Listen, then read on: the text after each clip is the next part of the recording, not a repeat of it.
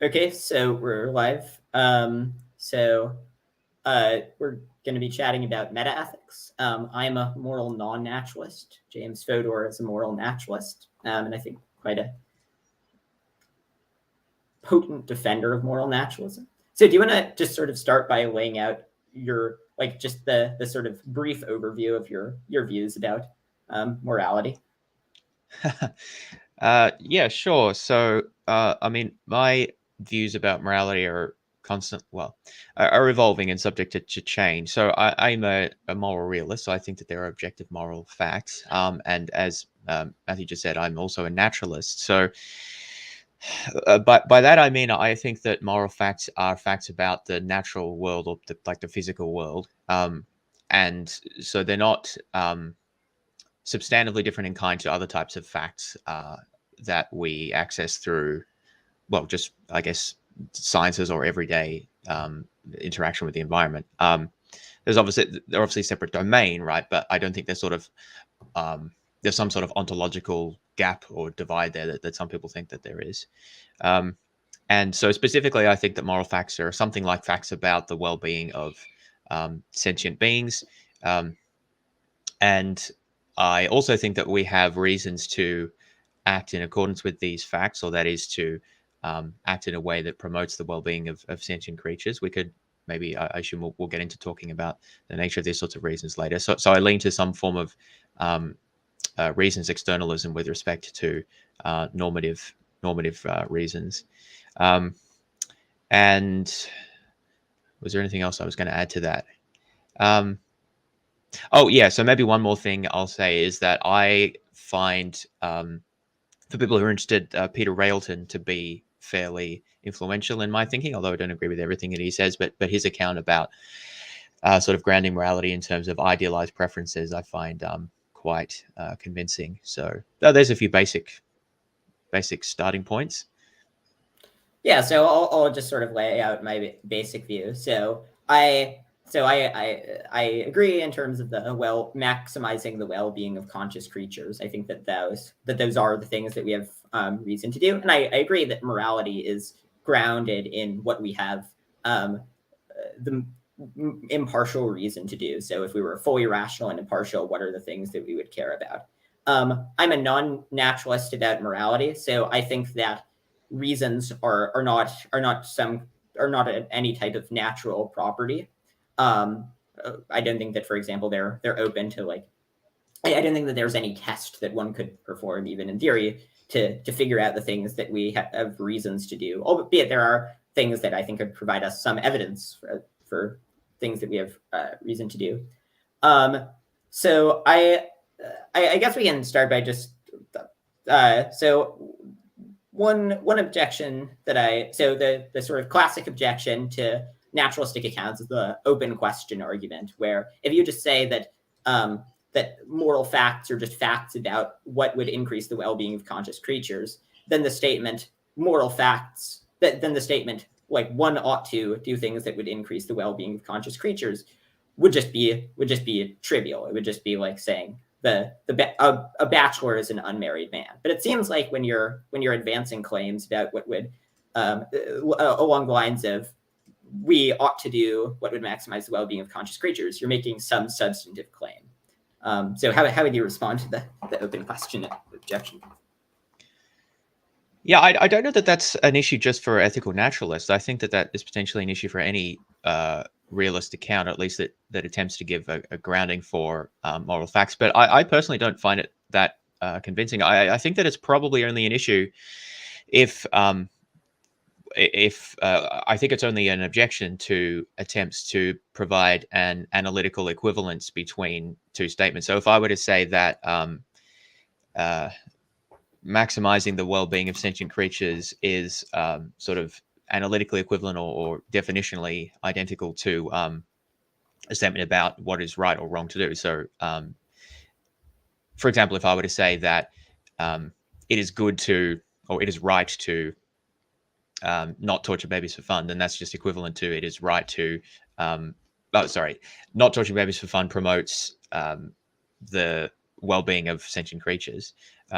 Then yeah, that's obviously not sort of informative, right? That's and it seems to have incorrect properties such as that it seems that we can ask, well, is it right to promote the well-being of sentient creatures? And it seems that if we have certain sentences like it is right to promote the well-being of sentient creatures, then that is informative in a way that it is right to do what's right isn't informative, which is a problem if we think that those are sort of equivalent. But I don't take this analysis to be uh, one of sort of semantic equivalence or or definitional stipulation or one of analytic um, or an analytic truth. I think that it's basically a empirical truth that we determine by investigation. So I don't, yeah, I just don't think it's that sort of claim. So it is, I think, informative to say that this is what morality is, because we start out by having a sort of pre-theoretically perhaps a bundle of intuitions or not entirely consistent views about morality, and then we do our analysis, or ideally we do our analysis, and then we come to a more well-formed and consistent set of views. And so I think that that is informative in a way that if you just say a bachelor is an unmarried man, then that plausibly isn't informative, because that's already contained in the definition of bachelor. But I don't think that the idea that say doing good is just promoting the well-being of sentient creatures is contained in the definition of doing good in the same way. So I guess I just don't see it as an analytic truth. Yeah, so I think that response is a good one, and I think that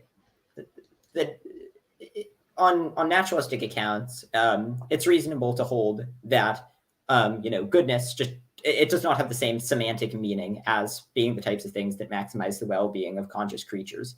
And there are a lot of other statements where you say that are equivalent to saying A is A in some sense. So like water is H2O, but that statement is informative. But roughly what that statement means is this substance that we refer to as water, this thing that we drink that falls out of the sky during rain, etc. This is the same thing as the substance that you get when you have 2 hydrogen and 1 oxygen molecules. But so I get if in order to say like maximizing well-being is good or is what one ought to do, it seems like the phrase "what one ought to do" would have to be describing some other naturalistic property, which you just argue. Just sort of a property of it is that it coincides with is that it's the same as the maximizing the well-being of conscious creatures. So do you think that it is sort of a separate property that just has the function of being the same as maximizing the well-being of conscious creatures, or do you think that well, that's not how I would describe it, right? So I don't think it's right to say that water has that H2O has some sort of separate property in virtue of which it is water. It turns. I mean, I think that that's actually a useful comparison there.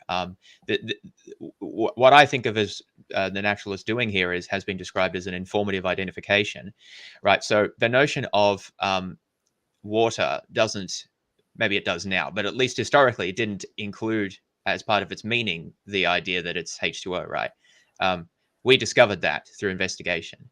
Likewise, I don't think the notion, let's say the pre-theoretic notion of let's say goodness includes the a worked out theory of that it's promoting the well-being of sentient creatures. Maybe there's elements of that in there, right? But I don't think it's just all contained in the definition. We I think have to discover that through philosophical reflection and some component of scientific investigation as well. I don't see those as sort of as entirely distinct. I see it as sort of continuum. So that's why I mentioned both. But yeah, so I don't think there's some sort of separate property of water in virtue of which it's H2O or vice versa. I think that we just sort of find out that that's what water is. Likewise, I think that there's no separate property of, I don't know, sentient beings or their experiences in virtue of which it's good or right to promote that. I think that we do our investigation and work out that that's actually what goodness is about. But that's what it refers to. Or that's the best account of it, essentially. Sure. So I was perhaps slightly unclear with the water analogy. I wasn't intending to claim that there's some separate that H2O is some separate property from water, and we discover that they coincide.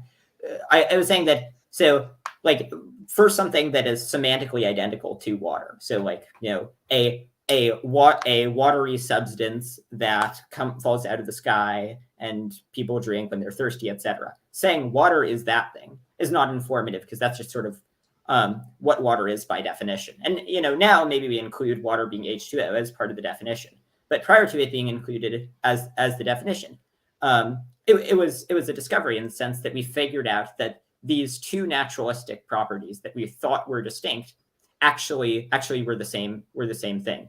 But so what naturalistic property would morality be, where it's this distinct thing that we discover is the same thing as maximizing the well-being of conscious creatures? Like, it seems like an account like the one Railton gives is that what we would do if we were sort of reflected a lot and were impartial is the same thing as what would maximize the well-being of conscious creatures. Would you agree with that account, or? Well, I mean, that's not the substance. Well, let me rephrase that. The element of Railton that I find interesting is his use of his reduction of what is morally good to what promotes non-moral goodness, treating everyone equally, right, or all interests equally, or something. And then he reduces non-moral goodness in terms of a person or beings idealized. What their idealized self would want themselves to want. So in terms of idealized preferences, essentially, that's the part that I find of relevance. Now, I'm not entirely sure what you're referring to in terms of, I don't recall as part of his account that there's a sort of a twofold reduction of morality to reflection in the reflection that you mentioned, and then goodness properties to idealized preferences or something. To me, I don't know, maybe this is a different way of thinking about it, but I just think of it in terms of we investigate what is the reference of moral discourse and our moral concepts. And I think that the best candidate for that is something like, the well-being of sentient creatures.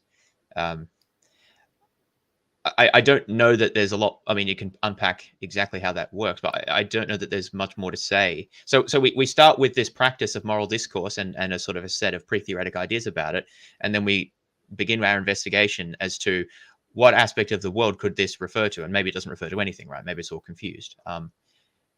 So I guess if you want a naturalistic reference as to what morality is pre-theoretically, it's just our moral discourse and practice and thoughts about it, right? I don't know that there's something else outside that we then identify with. I mean, isn't that the same in the case of water, right? Like, we don't know what substance water is. We have a concept of water. I mean, like, it's that stuff that falls from the sky. And then we work out that actually the substance that this is made of is H2O. I think that that's broadly the same thing as how it works with morality. I think, okay, that seems like a good response to the open question argument. So in terms of the account where morality is about what our idealized selves would want us to want, so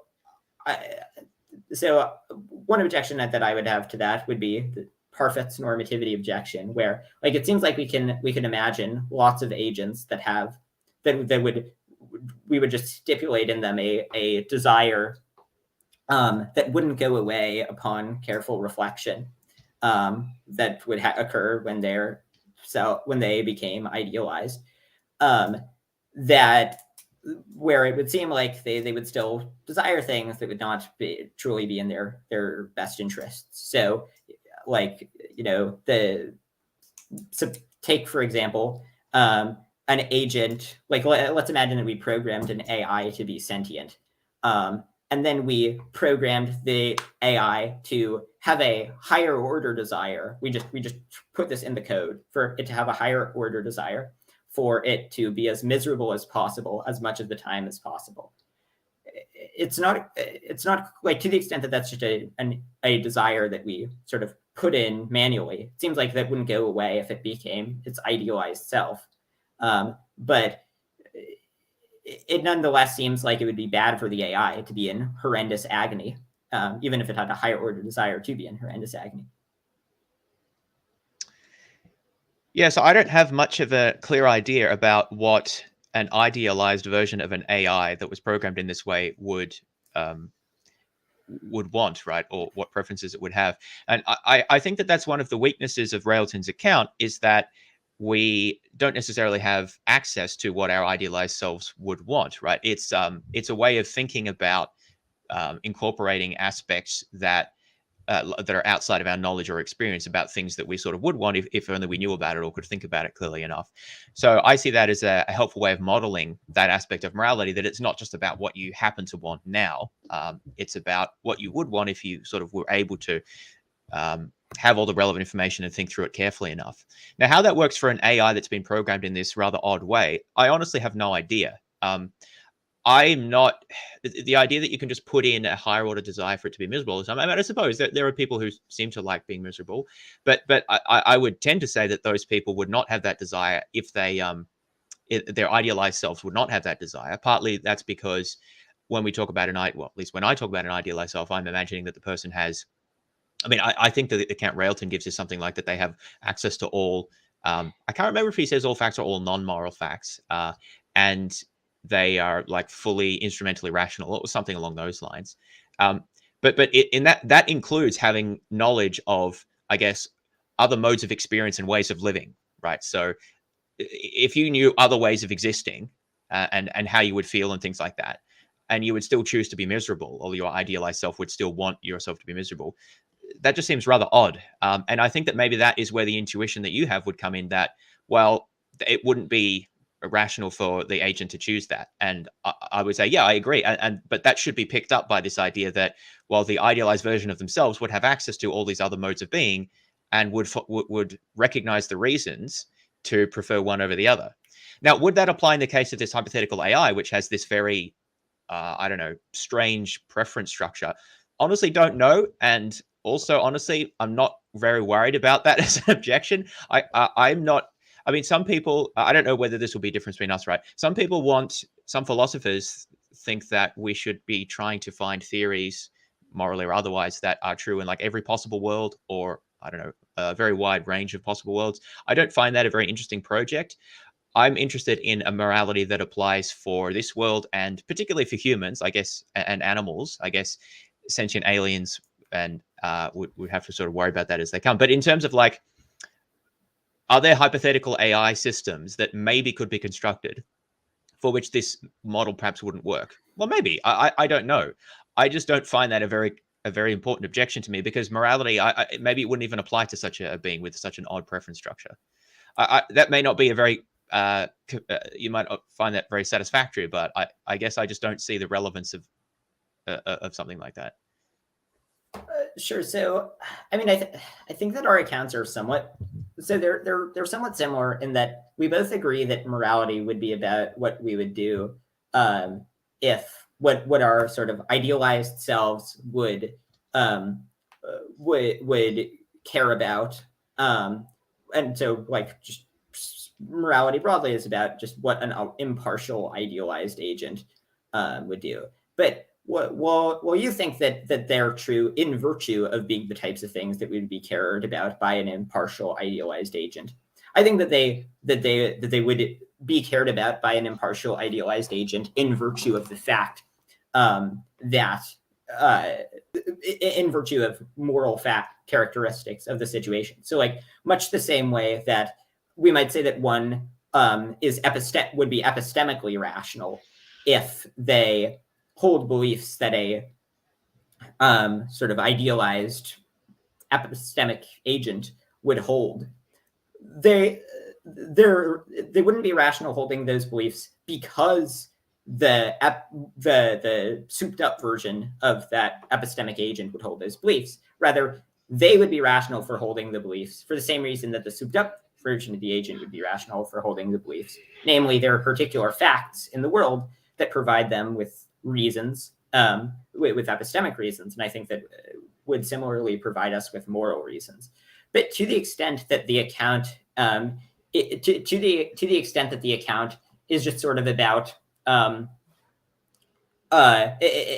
things are just good in virtue of them being things that our idealized selves would care about.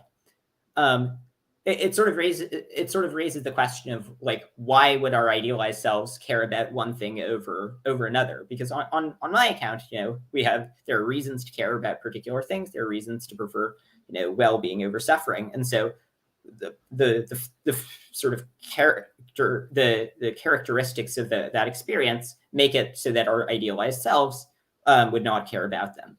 But it seems like on your account or on Railton's account, there's no deeper account of why our idealized selves would have those particular sets of preferences. Right. Yeah. So I think that this is a difference here in terms of what's taken as primitive. So I might advance a few points here. So one is that yes, so I take what Railton's trying to do, or at least as the parts of it that are of interest to me, is to give an account of moral goodness. I don't necessarily think that it gives an account, and I believe that this is what Railton thinks as well, about moral reasons that I would defend somewhat separately. But in terms of moral goodness, yeah, so I think that the idea here is that it's a preference-focused account that says what's good for a person is sort of what they want, but not just what they want now, right? Because we can be mistaken about what will be like what will satisfy preferences, or even we can have higher order preferences that we haven't sort of thought about, etc. So that's why there's a need to idealize. Now, in terms of, you ask the question, well, in virtue of what do our idealized selves want by anything over something else?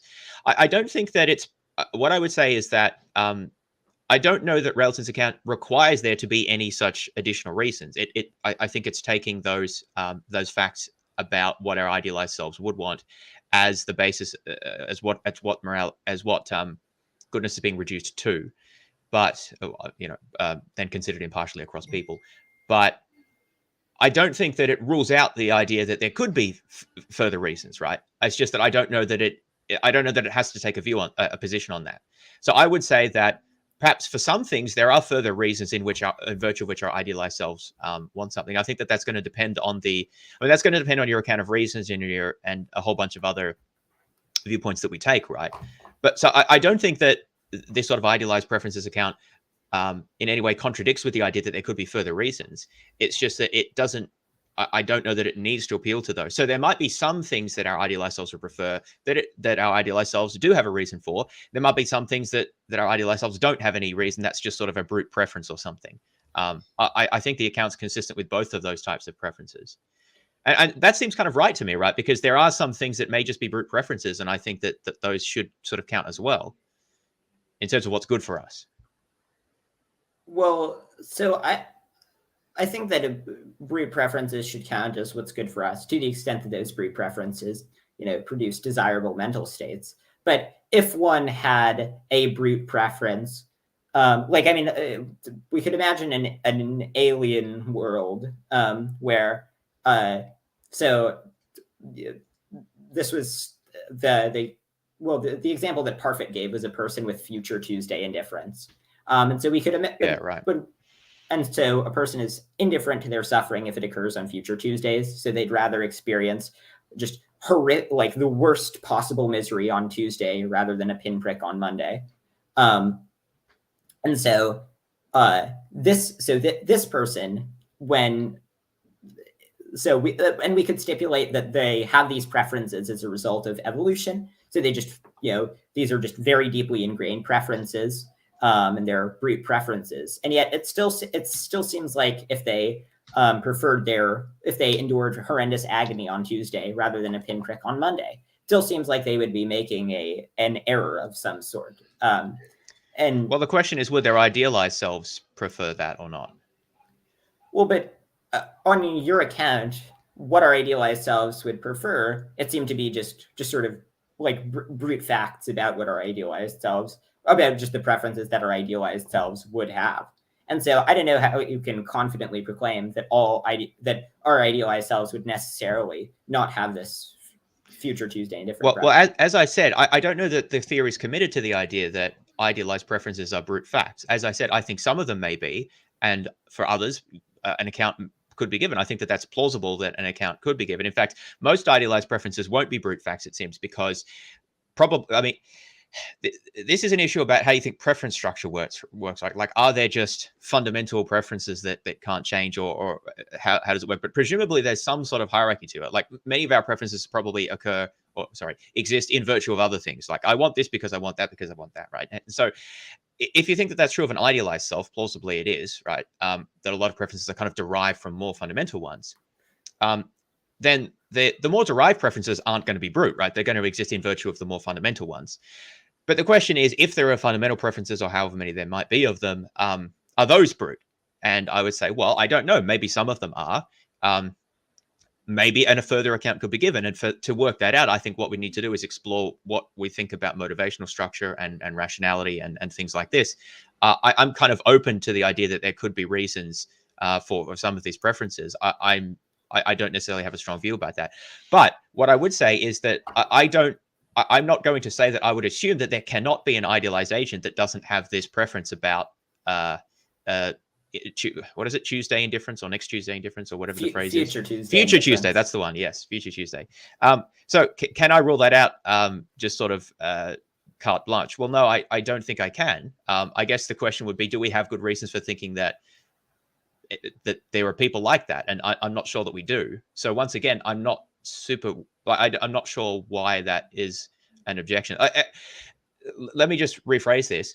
A lot of objections to this sort of idealized preferences account seem to be based around the idea that if we can construct hypothetical agents that would have preference structures that idealized preference structures that are bizarre or seem wrong, then that's an objection to the theory. I'm just not sure why that's an objection to the theory. Well, so it's an objection to the theory because it seems like plausible moral principles should have plausible implications regarding merely imagined cases. So, if there was a moral principle that proclaimed that if the sky were purple, it would be okay to torture infants, even though the sky is not in fact purple, and that would have no significant ramifications the way that the world actually is. It seems like we would still have decisive reason to reject views of that sort. Just based on the principle that it should have plausible principles, even in hypothetical cases. Yeah, but I agree with that, but it does depend on the hypotheticals, right? So the fact that the sky is not purple is not what bothers me here. The issue here is that I think that we have good reasons for, very good reasons actually, for our belief that the color of the sky is not relevant to, say, our reasons for torturing or not torturing people, right? Now, but in the case of the hypotheticals that we've been talking about, so the first one was this AI with a desire to, or higher order desire to suffer, and the second one was the future Tuesday indifference guy. It's not clear what reasons that we have such similar reasons for any particular belief about whether this is sort of what the sort of correct answer is. So I guess it seems to me that there's an appeal to intuition that, well, you just sort of can't have a difference in attitude between Tuesdays and Mondays with respect to any, not just a person, like an actual human, but like any hypothetical agent couldn't have that as a rational distinction, as a rational preference. And I'm just not sure what reasons we have for thinking that. And that's why I say I'm not sure why it's an objection to the theory. It would just seem to say that it seems that the objection amounts to some people have the intuition that this just cannot be true in any theory. And I'm not sure that I agree with that. I'm not sure what the basis for that is. I don't think that's analogous to like color of the sky torturing children, because I think we can give fairly clear reasons as to why those two just aren't connected. So I think it comes down to explicating why these particular examples are relevant. Otherwise, then someone like me is just going to say, well, that's what follows from the theory, that if there were such hypothetical agents, then that would be in there, that would be what's not non-morally good for them. I would just say that I'm not too worried about that because I don't think there are such agents, but it's not clear that has an application for anyone else. I think that to the extent that we found that principle to be sufficiently counterintuitive that it served as a decisive counterexample, then that would give us reason to reject the theory. But it seems like you're saying that you don't think that. So this is exactly where I differ, right? Because I think that that's a wrong approach. Unless we consider the objection to be essentially a disproof, like in mathematics or something like that. And this is maybe more of a meta-philosophical point, right? I think that's an unhelpful approach to philosophy. And I acknowledge here that this might put me in the minority in terms of analytic philosophy. I'm not entirely sure, right? But I see philosophy as continuous with the sciences, and that's not how science works, right? What I mean, despite an idea of like naive falsificationism, where if we find one observation that's inconsistent with the theory, we falsify the theory. That's actually not how it works, because if that were the case, essentially all scientific theories would be falsified, because there are always counter observations and anomalies and puzzles that they can't account for. And in that case, what we do is we continue to develop the theory, and we seek more observations, and we tinker it and so forth. So I think that if there are puzzles like this, then that doesn't falsify the theory. At most, it causes us to ask, well, maybe the theory requires some tweaks, or we need to think about these puzzles. I don't personally find them as very convincing counterexamples, as I've said, because I'm not sure what the principle that's being appealed to is, in virtue of which we should say that the idealized preference accounts got them wrong. But even if we don't go that far and we just say, well, they're sort of unresolved issues, I will say, yeah, that maybe they're unresolved issues and we need to think more about it. I don't think, but to say that refutes the theory, I think is going a lot too far. I think what we need to do is look at what the best account is that we have available and how plausible it is. And insofar as we think that that's the best account, then we sort of say, well, I sort of lean towards that. At least that's how I sort of think about these sorts of things. Yeah, so I would agree that, so like if there was just sort of a one-off hypothetical that sort of didn't jive with our intuitions, but that we thought that there were lots of other, independent plausible reasons to think that the theory is correct, then overall the balance of considerations would favor the theory.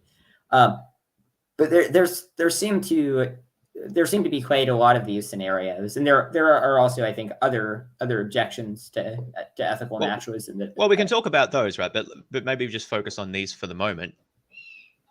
These sort of counterexamples.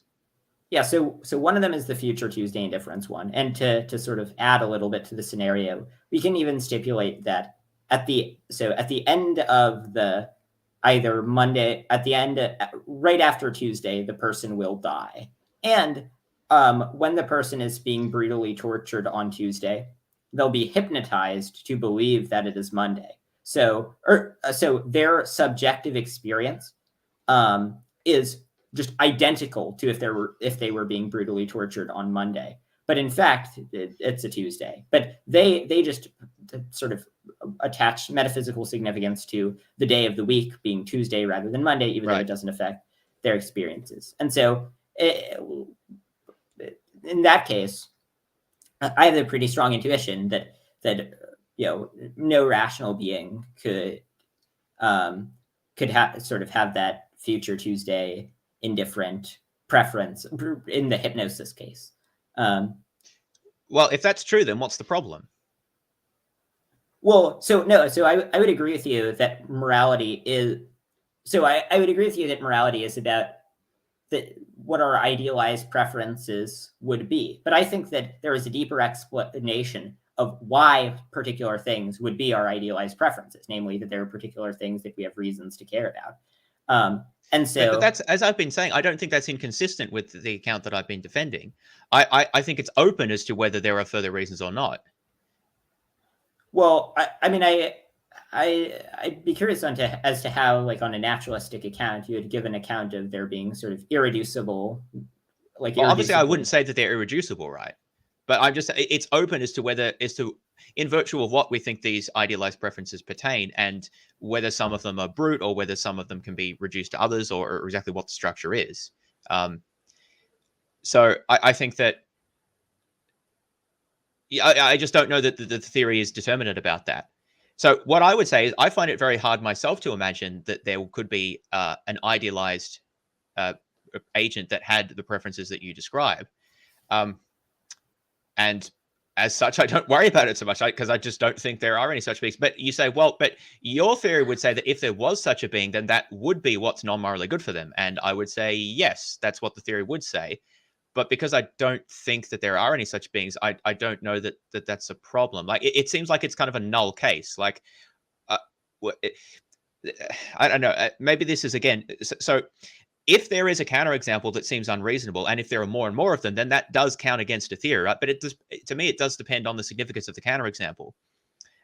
If you take a theory outside of its domain of application and it gives nonsense, then I don't see that as a significant problem with the theory. I see the theory as attempting to give an account for morality, right? And I don't know that morality, and by that I mean moral practice and discourse, has anything to say about agents that probably can't even exist with this bizarre preference structure. So the fact that the theory might give us strange counterintuitive results, I'm just not sure why that should be an issue. I mean, it doesn't seem like there would be. So if your account, if you think that there's some deeper account of reasons where it's not just reducible to brute facts about what our particular preferences are, then I think maybe that other account could provide a grounding for it. I'd be curious to hear sort of the details of how we can sort of give an account of reasons where it's not where it's not just sort of brute facts about what the preferences of our idealized selves would be. But it doesn't seem like there's anything like incoherent about this scenario. The scenario just seems to be like, like lots of people have particular mental. I don't think it's logically impossible, if that's what you mean by incoherent. But I just think that there probably aren't any such beings. I mean, I guess we're talking about idealized beings. So then we're talking about counterfactuals, right? I guess I'm failing to feel concerned about. Oh, well, let me rephrase it. Let me phrase this in a different way. So it seems that you would say that your account would provide a reason for, or an explanation, let's say, as to why certain preference structures are impossible for idealized agents. That is, they're perfectly instrumentally rational and they have access to all the relevant facts, right? So you would give an explanation for, well, this is why we wouldn't see any such things. Whereas my account doesn't, at least at present, have any explanation for that. And as I've said, I'm not really trying to explain that. I'm sort of taking that as given and then trying to link that to morality. And that seems a good argument if one can give an explanation for why these future Tuesday indifference and other things wouldn't actually be possible, then that would be a good reason to accept that account, I think. But I don't know that the failure I don't think it's a failure, because I just don't think that that's something that I've attempted to do or that Railton's trying to do. I think what they're trying to do is give a grounding of moral goodness in terms of idealized preferences. And I think that that's an important project. In terms of trying to explain why certain types of idealized preferences may not be possible because in virtue of, there's reasons for why idealized agents wouldn't have certain preference structure, that could also be useful, but it seems like it's not really the same question. So I don't think it makes a lot of sense to reject one account on the basis that it doesn't answer a different question. Well, right. I mean, this would be less of a disagree. I'm in sort of largely in agreement with Railton's account that morality is about what our idealized selves would want. But I think that the distinction is, I think that our idealized selves would want things because they're good, and Railton's account seems to think that things are good because our idealized selves would want them. That's not really an agreement then. That's putting the reduction in the opposite direction. I mean, the idea of Railton's account, again, as I understand it, so insofar as I'm appealing it, is that it's attempting to give an account of moral goodness by reducing it to what's non-morally good across, treating agents equally, or at least people. I don't know that he talks about other agents. And then non-moral goodness for a given agent is further reduced to what their idealized selves would want their actual selves to want. So this allows us to understand, or it provides an explanation for basically why certain natural states of affairs have a goodness property and why others don't, right? It allows us to understand it in terms of ultimately idealized preferences. Now, to me, that is informative and helpful and does give a good account for unifying a bunch of aspects of morality. As I've said, I'm open to there being further explication in virtue of what certain things are idealized preferences. But what I think would be inconsistent is then to sort of flip that around and draw the reduction sort of back the other way. But I think that there could be, there could be a further account to be given as to, I mean, maybe there are more fundamental things that are good even than idealized preferences, which maybe you'd say, well, then we don't need idealized preferences. We could just reduce straight to that. I'm not sure. Again, I guess coming back to what I said at the start, I'm not finally committed to this account. This is an account that I find persuasive and I think has positive aspects to it. But more generally, as a naturalist, I would be open to alternative naturalistic reductions that maybe do a better job than Railton. So I guess I mean, maybe at this point, I'd be interested in hearing more. I know you're not a naturalist, right? But about what you think about how about in virtue of what certain states of affairs are good, because I don't. It's sort of hard for me to compare accounts when I don't really understand how you think about it. Well, so my account is sort of similar to Parfit's. I think that there's irreducible normativity.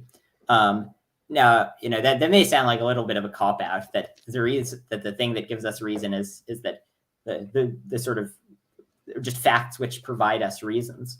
But I mean I take reason to be sort of a primitive concept, and I think that there are things about the world that provide us with reasons, and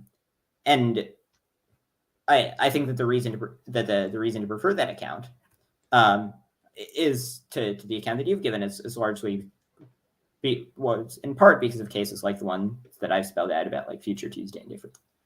So would you? So what do you see as the relationship between goodness and normativity or reason? So do you think that we have reason to do things because they're good, or are things good because we have reason to do them, or maybe something else? I think that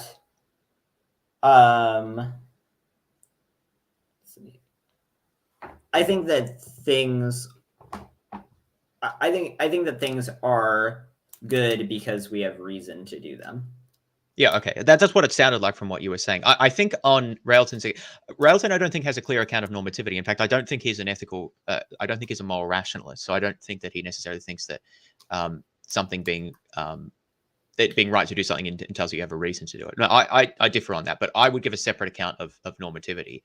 But I just want to understand your account a little better. So you're going to reduce, so something's good in virtue of the fact that we have a reason to do it, or perhaps our idealized selves would have a reason. Maybe you want to idealize it, but I'm not exactly sure. But and so then you say, well, in virtue of what do we have a reason to do something, and that's just a primitive. Is that right? Yeah. Or at least some of the reasons are primitive. I guess you're going to say some of them derive from others, right? But there's some that are primitive. So, but I'm quite uncomfortable with primitives. But maybe we can put that to the side for the moment and just understand what the structure of the account is. So.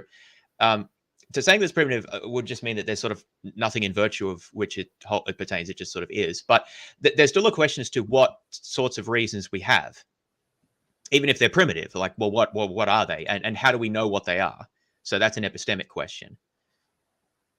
Well, I think that so in terms of the things that we have, like sort of moral reasons to do. I think moral and epistemic reasons are different. That I think that what we have moral reasons to do,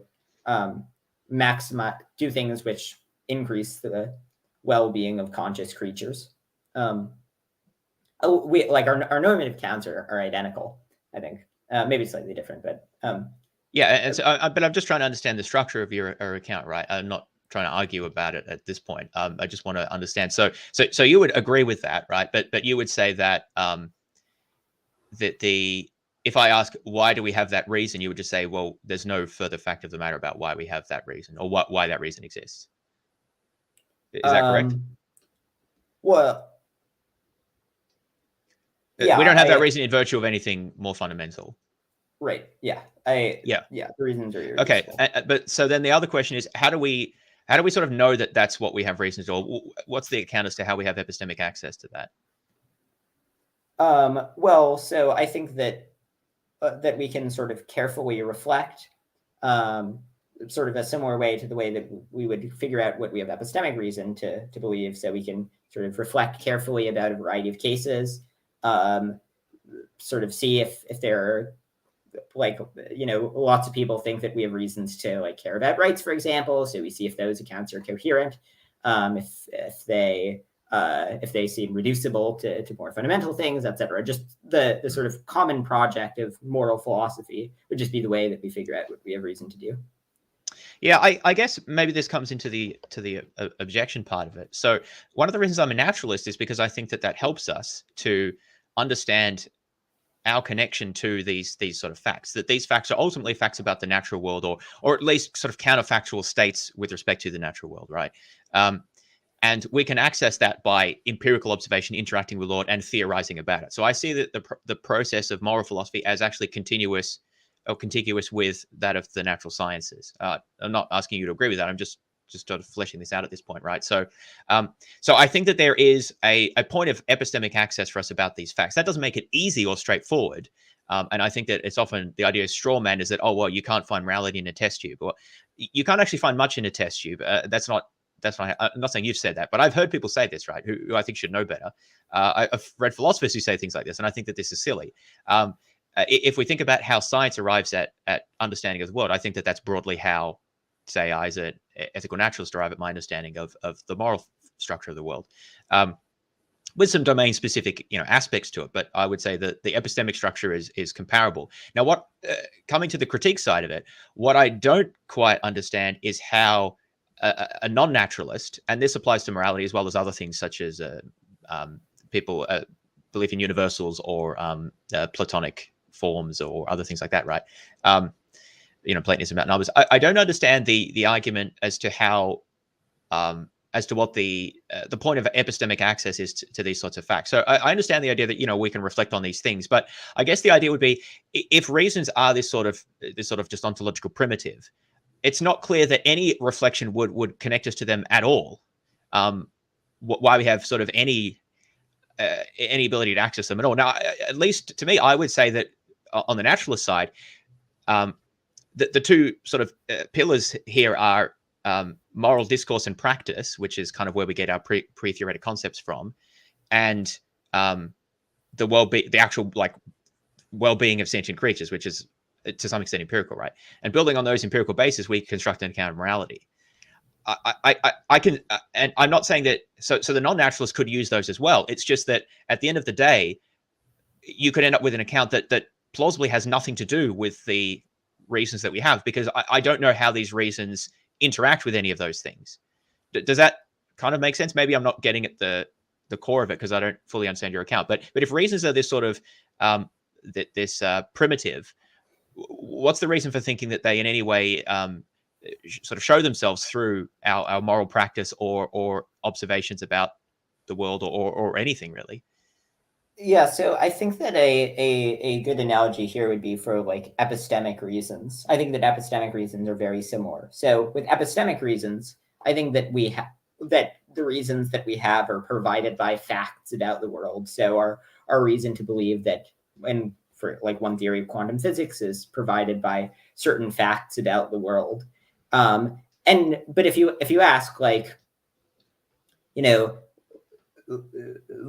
this theory makes correct predictions and such, and best explains the data, but what I mean, at some point the chain of justification is going to bottom out, and so you're going to say okay, I get that we have that this theory makes all these correct predictions and seems to be a good explanation of data, but why does this give us a reason to believe it? And it just seems like there's no deeper account. I think that a similar thing would be true of morality. And so much the same way that in the case of epistemic reasons, we can sort of carefully reflect and see what things greater reflection seems to incline us to care about. We can make arguments for one side or the other, much like we can do that for what we should believe. We can do similar things for figuring out the things that we should care about. So that's very interesting, right? So I think I would agree with most of that, except when you said that, when we do our analysis and think carefully about things, let's say we find a theory that's very well empirically supported and accounts for a lot of data, and you ask, yeah, I get that, but does in virtue of what is it well supported, or should we believe it, or whatever?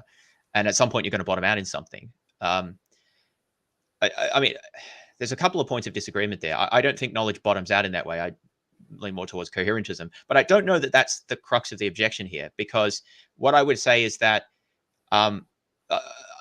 at that point, I want to link it to what I talk about as I've been talking about as moral practice and discourse. In this case, it would be epistemic practice and discourse. So I want to say, look, at some point, we want an account of word meaning and usage. And here I don't mean purely in terms of, so I don't think of this as an analytic account, just thinking about the meaning, but I think about it more broadly in terms of also patterns of usage, right?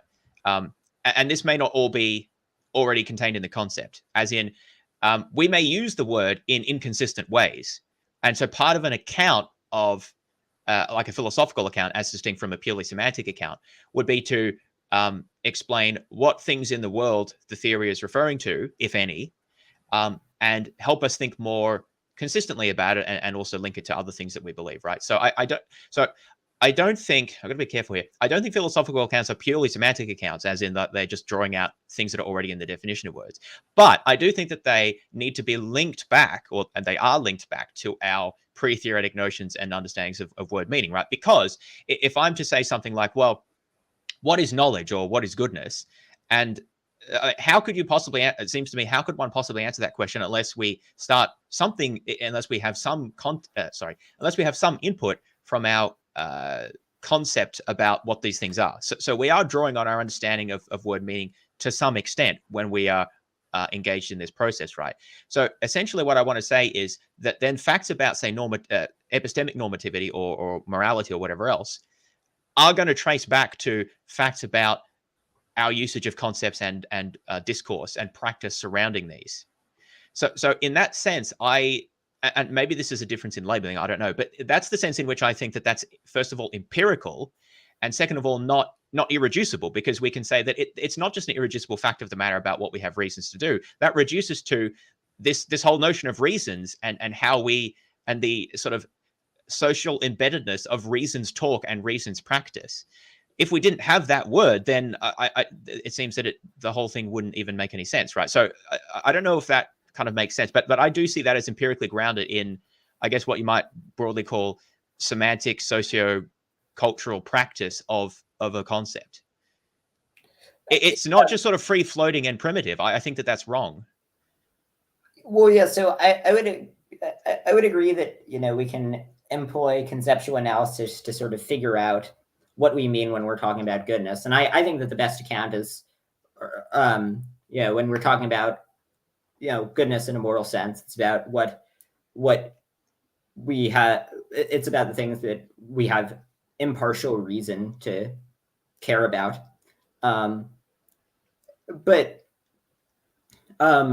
Sorry, I lost my train of thought a little bit. I think that,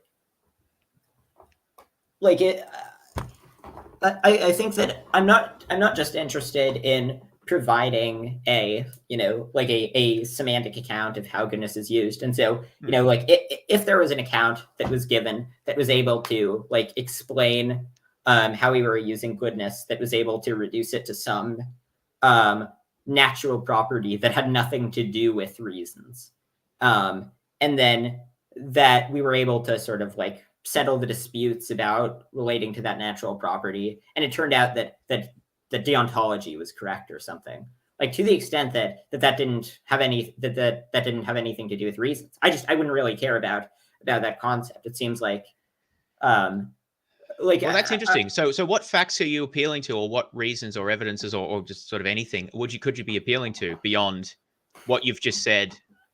So the idea is that we could have a good account of morality, let's say, which reduced it to and explained, our practices of usages of the word and all this other stuff, right? In terms of some natural fact that has nothing to do with reasons, and you would still reject that account, or at least find that it's insufficient. I guess my question would be, at that point, what are we trying to do with our accounts? It seems to me that we're trying to account for what we're trying to do is essentially, someone asked, we got this thing of goodness. We use the term good or similar terms in all of these different ways. We have these views about it. What's with that? How can we understand this, particularly when there's often inconsistencies and people disagree? We're trying to give an account for how to make sense of all that, right? And how to produce a more consistent, coherent usage of the term. It seems to me that suppose we did that, right? I would say job done. That's it. But it's almost like you're saying, maybe I misunderstood you, but it's almost like you're saying we could have that, and you would still think that there's a question to answer or that there's more to say. I'm just not sure what facts of the matter there could be outside of that. Well, I mean, to the extent that we figure out that semantically what goodness is generally talking about does not relate to reasons, but relates to some natural fact. So I mean, to take like a pretty trivial example, like when religious people argue about which thing is correct, like maybe they're just arguing about which of the divine dictates it was in fact commanded by a divine being. And I don't think that any of the divine dictates were commanded by any divine being, but so if we gave an account like that, where morality was reducible to some sort of naturalistic property, like the sort of like which is the real divine being, and what did they say about things? I mean, I think that would be quite useful, like pragmatically in terms of linguistics. But if it didn't provide us with reasons to care about them, then I mean, like by definition, we would have no reason to care about the implications. So even if we had an adequate account of how we use moral language, that said that something is good, but we had no reason to try to bring it about, then that would seem to be impotent. Yeah, right. So then at that point, I'm not sure about the word impotent, but the rest of that. But at that point, you're asking for a theory of normativity or reasons, not a theory of goodness.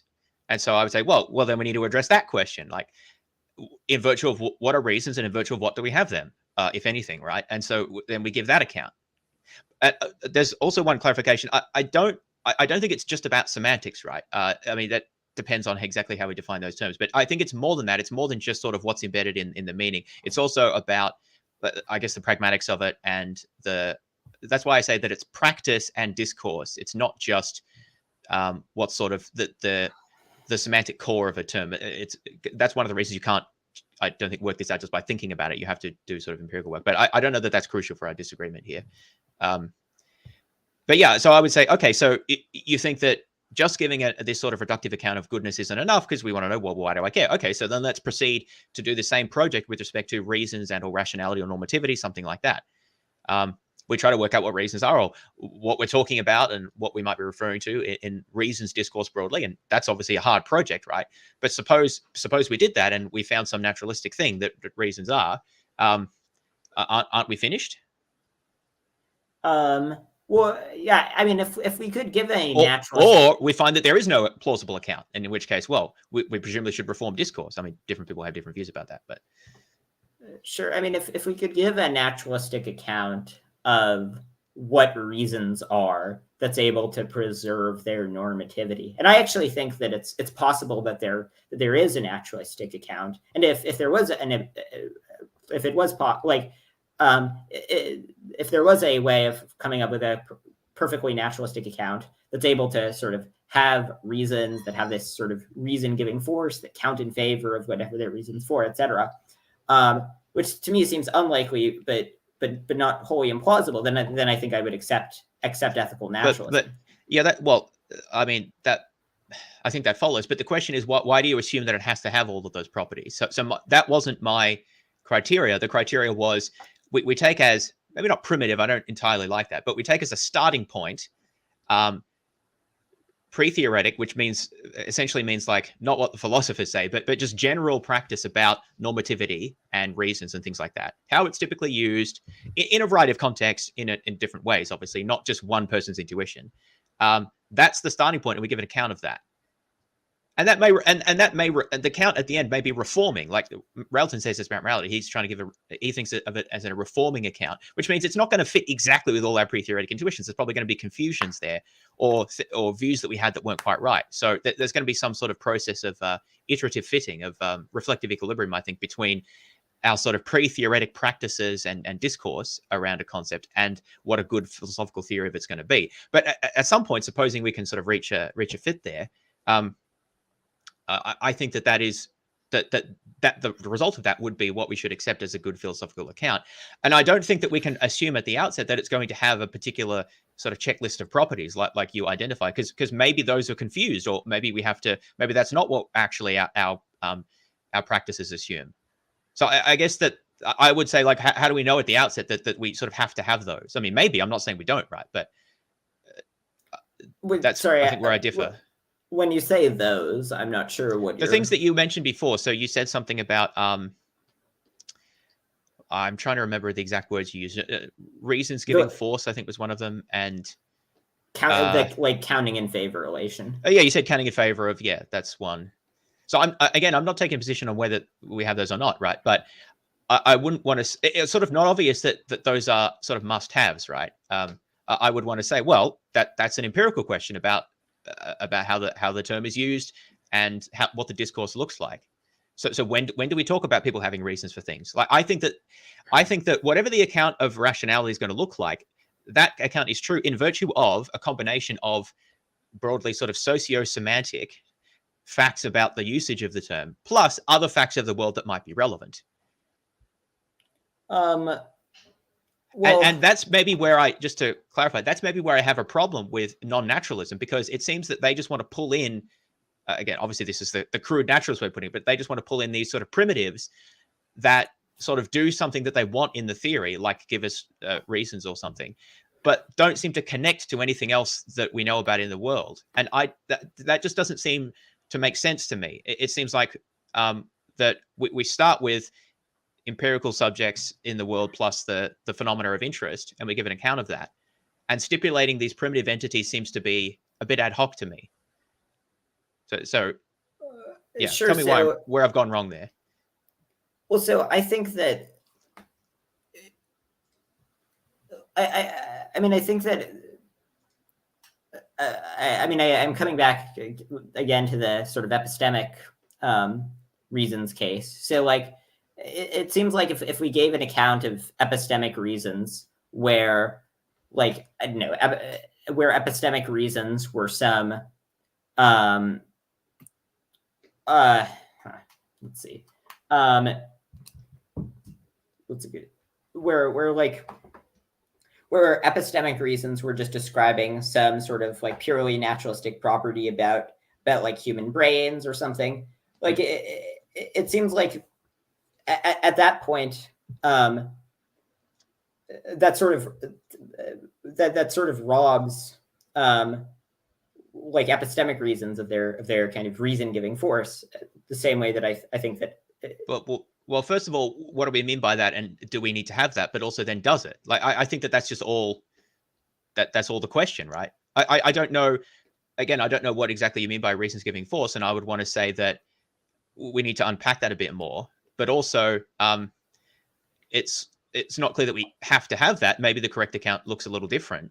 And then just to sort of add to that, just sort of stipulating that these things exist or something like that exists primitively, I don't think that's a good account. I think that that's just sort of defining into existence. Again, I'm not claiming this is a fair characterization. I'm saying that this is how I see it. It's sort of defining into existence the things that we want our theory to explain. I don't think it's a good theory. Maybe the naturalist doesn't have a better theory. I think that maybe they do, but it still seems a bit ad hoc to me to just say, well, it seems like to us that we should have these sorts of reasons, so we're going to say they're primitives. I don't know how that's a good theory. Well, so like to the extent that we think based on, you know, scenarios like future Tuesday and difference, and there are more that I think are like even more counterintuitive, that we think, like, just on philosophical grounds, that there ought to be sort of desire independent reasons for things, and we think that an account of reasons where it just says that reasons are reducible to what our desires of some type would be under certain conditions, like to the extent that we think that there are sort of enough intuitions that strongly count against the project that says that there's no deeper account of reasons beyond naturalistic facts, then I think that we would say that that there are sort of that we have non-natural reasons that are not reducible. Yes, but why? I don't understand this assumption about the probative force of these reasons, right? Because the idea is that there's. Sorry, I misspoke there. I don't understand. Let me start again. I don't understand where the probative force of these intuitions comes from, because the idea is that there's these non-natural facts that exist and are primitive, or at least some of them are primitive. And presumably our intuitions are in some way accessing or entering into some relation with these facts in some form. Otherwise, how do we expect our intuitions to align to the fact of the matter? And I think that we'd like to have at least some account as to how our intuitions access these. But they're supposed to be non-natural facts. So how can they? The epistemics seem all wrong to me. I don't quite understand where the intuitions, why we would think the intuitions are latching onto anything. I tend to think that a lot of these intuitions are probably just confused or have no basis at all. It depends on the intuition, right? But I guess that's why I'm asking you. So how does that work in terms of why should we think that the intuitions have probative force, and how do they link up to or latch onto these non-natural facts?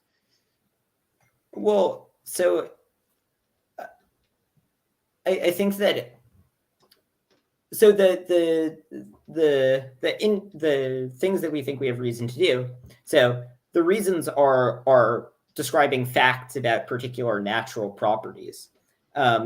So like I don't think that like the fact that suffering is bad, I don't think that that's some like optional extra about suffering. I think that that's sort of a necessary component of suffering that we have. So that's a natural fact then.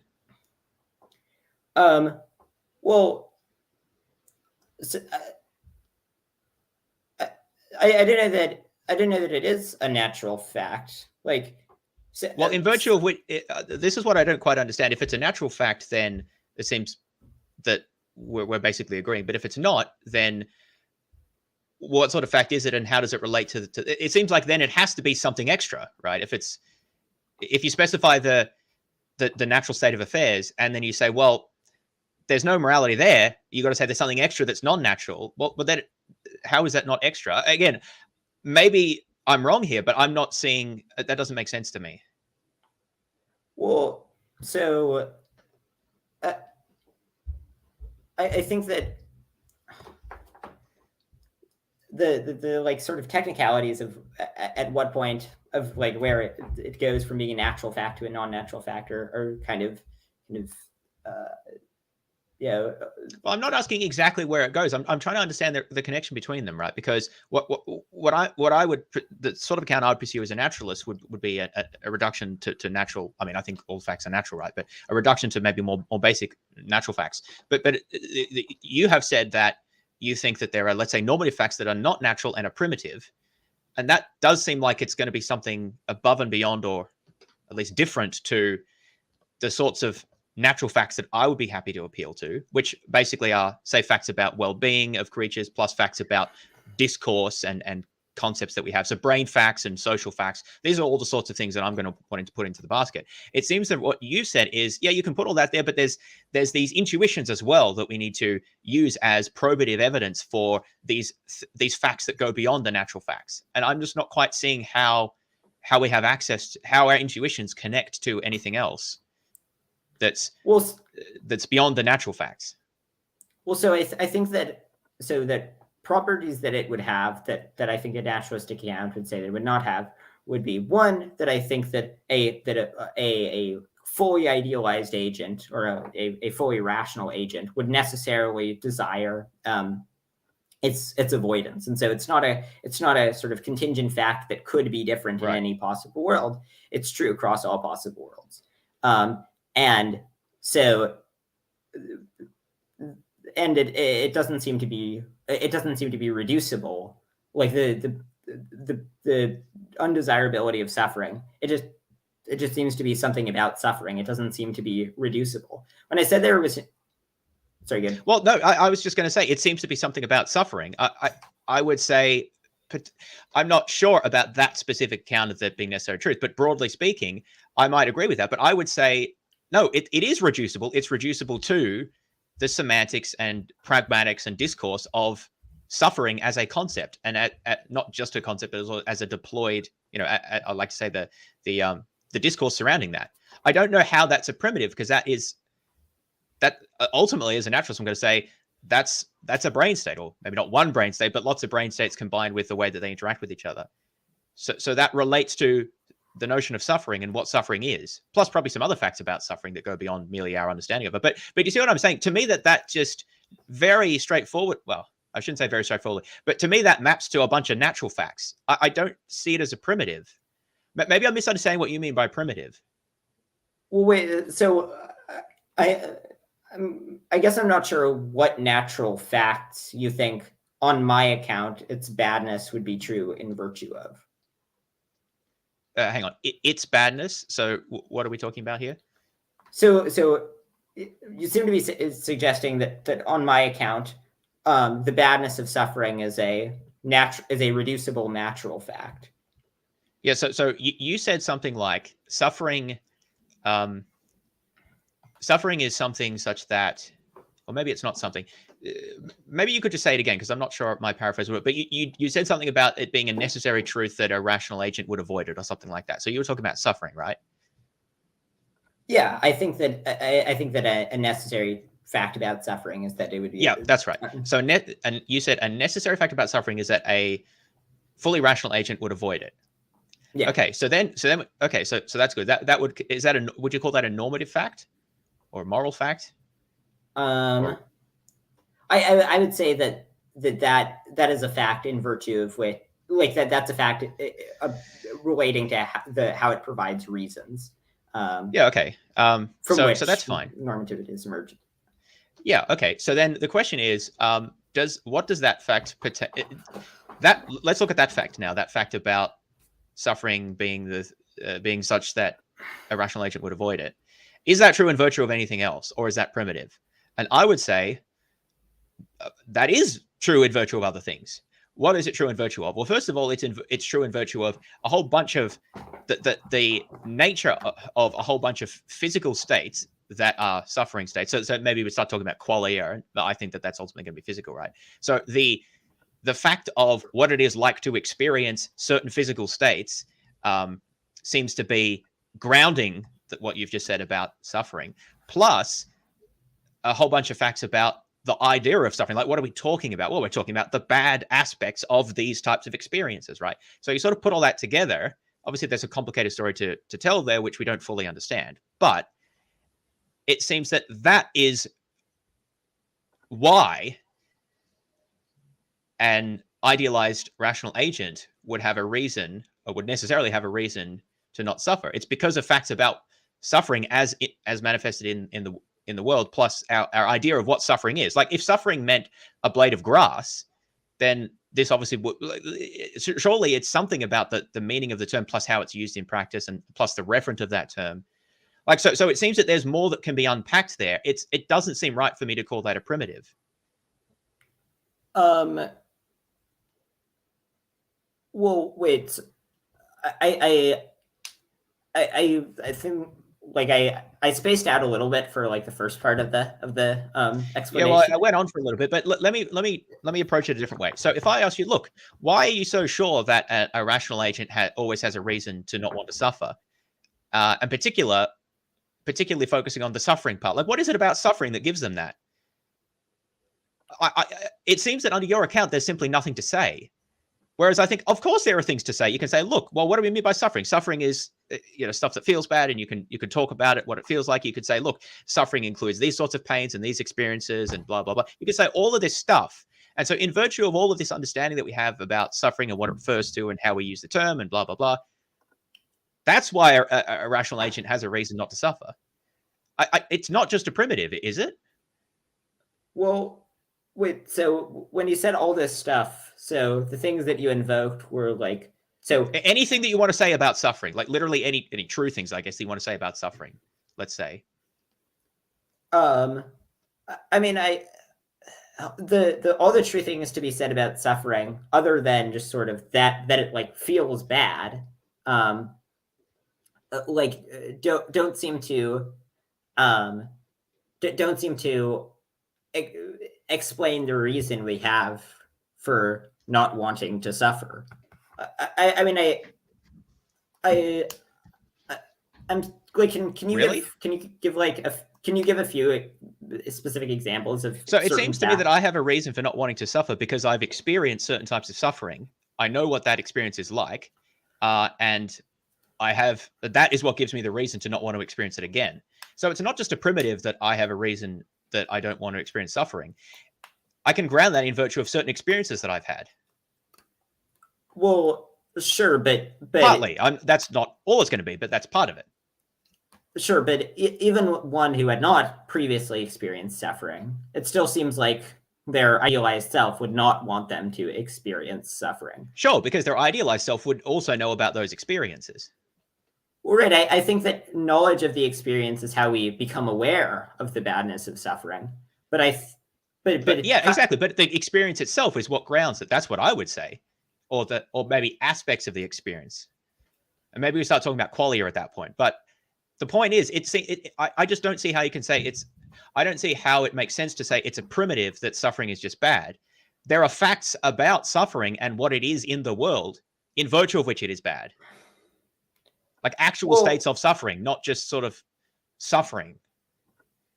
Well, but the example that you gave, I think, was how we because suffering is a natural phenomenon. I guess that's what suffering is, a natural phenomenon. So natural facts about the suffering as a phenomenon is what grounds these, was what could plausibly at least ground these sort of statements that you're making about idealized agents having reason to not do it. Well, sure. I agree that it's a natural phenomenon, but like much like a mathematical Platonist would say that like 1 + 1 = 2, such that if you had one thing and you added another thing, you would have a total of two things. That while it's true that it's sort of describing natural properties, the element of it is not sort of contingent on natural facts. Though if the account is just if the account is that the bad, like if you would consider it to be moral naturalism, an account that says that suffering is that something about suffering makes it so that all possible agents would not all possible idealized agents would want to not suffer. If you would have reason to. Oh, but it doesn't matter. It's just an example. Sure. I mean, if you would consider that to be naturalism, then what's not natural about that? I don't have to appeal to anything that's not natural. This is what I'm not understanding what the non-natural entities or facts are supposed to be doing in the account. Maybe that's the issue, because it seems to me that suffering is just a good old natural property or set of states of affairs or something. Likewise, our concepts about it also are, and those are the ingredients which we use to construct these accounts. I don't know that we need to invoke anything beyond that. Now, certain truths about them may be necessary, but I don't see those as non-natural either. Now, to take the example of mathematical Platonism, I think that the example is sort of clear there, because there is, at least the way I understand it, a stipulation that there are entities, like real things, not physical things, but real things that our mathematical or logical discourse refers to. I don't believe in such things for various reasons we could talk about it, like I'd invoke an epistemic argument as to how we have access to them. But I would say also we just don't need them. And in a case of, I think it's maybe even easier in the case of suffering, because while numbers may or may not be a natural, something you can ground naturally, depending on how you think about such things. But I think suffering more straightforwardly is. So at any rate, I guess the point is, I don't believe in Platonic sort of entities, and I'm not sure why invoking them, particularly in this ethical case here, I don't want to get distracted by mathematical Platonism, right? But as an example, I don't know why what invoking them is supposed to do to our account, or add to our account, I mean. Well, so I mean, I think that the talk about naturalism versus non-naturalism, I think, gets somewhat muddled. Sure. But I mean, my view is that there was something about suffering that makes it so that a fully rational entity would necessarily be averse to it. When we use moral language, we're trying to figure out what, if we were like fully rational and impartial, what things we would care about. Though, and so if I mean, it seems like that is more commonly classified as to the extent that you think that the relationship between suffering and being necessarily aversive is like that's not a natural property. There's no like additional natural property that makes suffering necessarily aversive for a fully rational being. It's just sort of a necessary like element of suffering. But to the extent that my view would be that there's just some element of suffering that makes it intrinsically bad. We have kind of like sort of direct awareness of the badness of suffering when we experience suffering. Yeah, I'm happy with that. There's nothing as a naturalist. But the thing is, you said before that natural accounts, say, of normativity or goodness seem to be missing something. They rob it of normative force and things like that. Whereas now it seems like maybe it's just an issue of what we're focusing on. I'm not sure what the naturalist is missing here. Like, it seems to me that, and I'm also a little unsure about what the intuitions are adding. So what I would say is my intuition about what any possible agent would find aversive or not is irrelevant. I don't know why I should expect to have access to that. That's the epistemic objection I raised before. What I would say is, it seems, well, maybe it's not entirely relevant. Maybe I'm slightly too strong there. Based on my experience plus people I talk to, I guess trying to put myself in other people's shoes, it does seem hard to imagine, seems quite hard to imagine how there could be an agent that would just intrinsically like suffering. I don't know that that's logically impossible, though. And so if you ask me about, let's imagine giving the entire repertoire of possible agents, all uncountably infinitely many of them, as I presume there would be, can I say that there are exactly 0 of them that would have some kind of intrinsic preference for suffering? I don't know how I can rule that out, right? I don't think the only way I think I could rule that out is to say that it's logically contradictory. And I'm not sure that it is. Maybe I could be wrong that there's some aspect of the concepts that I've missed, right? But if we say that it's not like logically contradictory, then my intuition that it just couldn't happen, what's that worth? I don't understand why we're sort of licensed to postulate that this necessity pertains just because we have an intuition that it should. That's maybe where I don't see how our intuitions are mapping to anything there. Well, so I think that, I think that like you could make it sort of a similar claim in the epistemic case. So like you could similarly say like, okay, how would we make the claim that all rational agents, all rational idealized agents would, if presented like the evidence that we have right now, like, and they read all the available evidence, how could we be certain that all idealized versions of themselves would conclude that like the Earth is round? And I think that the reason we couldn't surely. Well,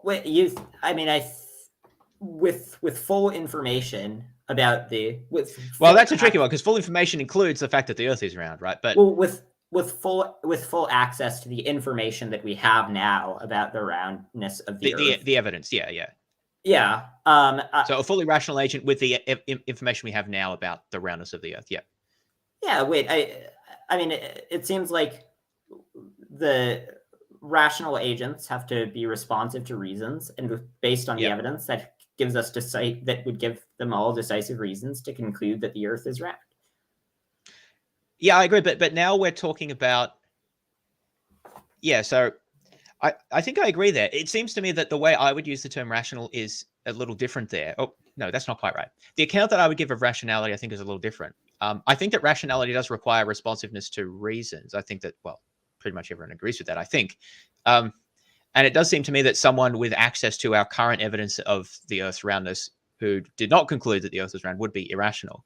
And the question is, well, what account would I give of that? And what I would do is I would give an account as to particularly epistemic rationality and what that consists in. And, then we have a long discussion about epistemology, right? But I'm not going to at any point appeal to anything that's beyond, brains and discourse and the good old fashioned natural facts that I've been talking about, right?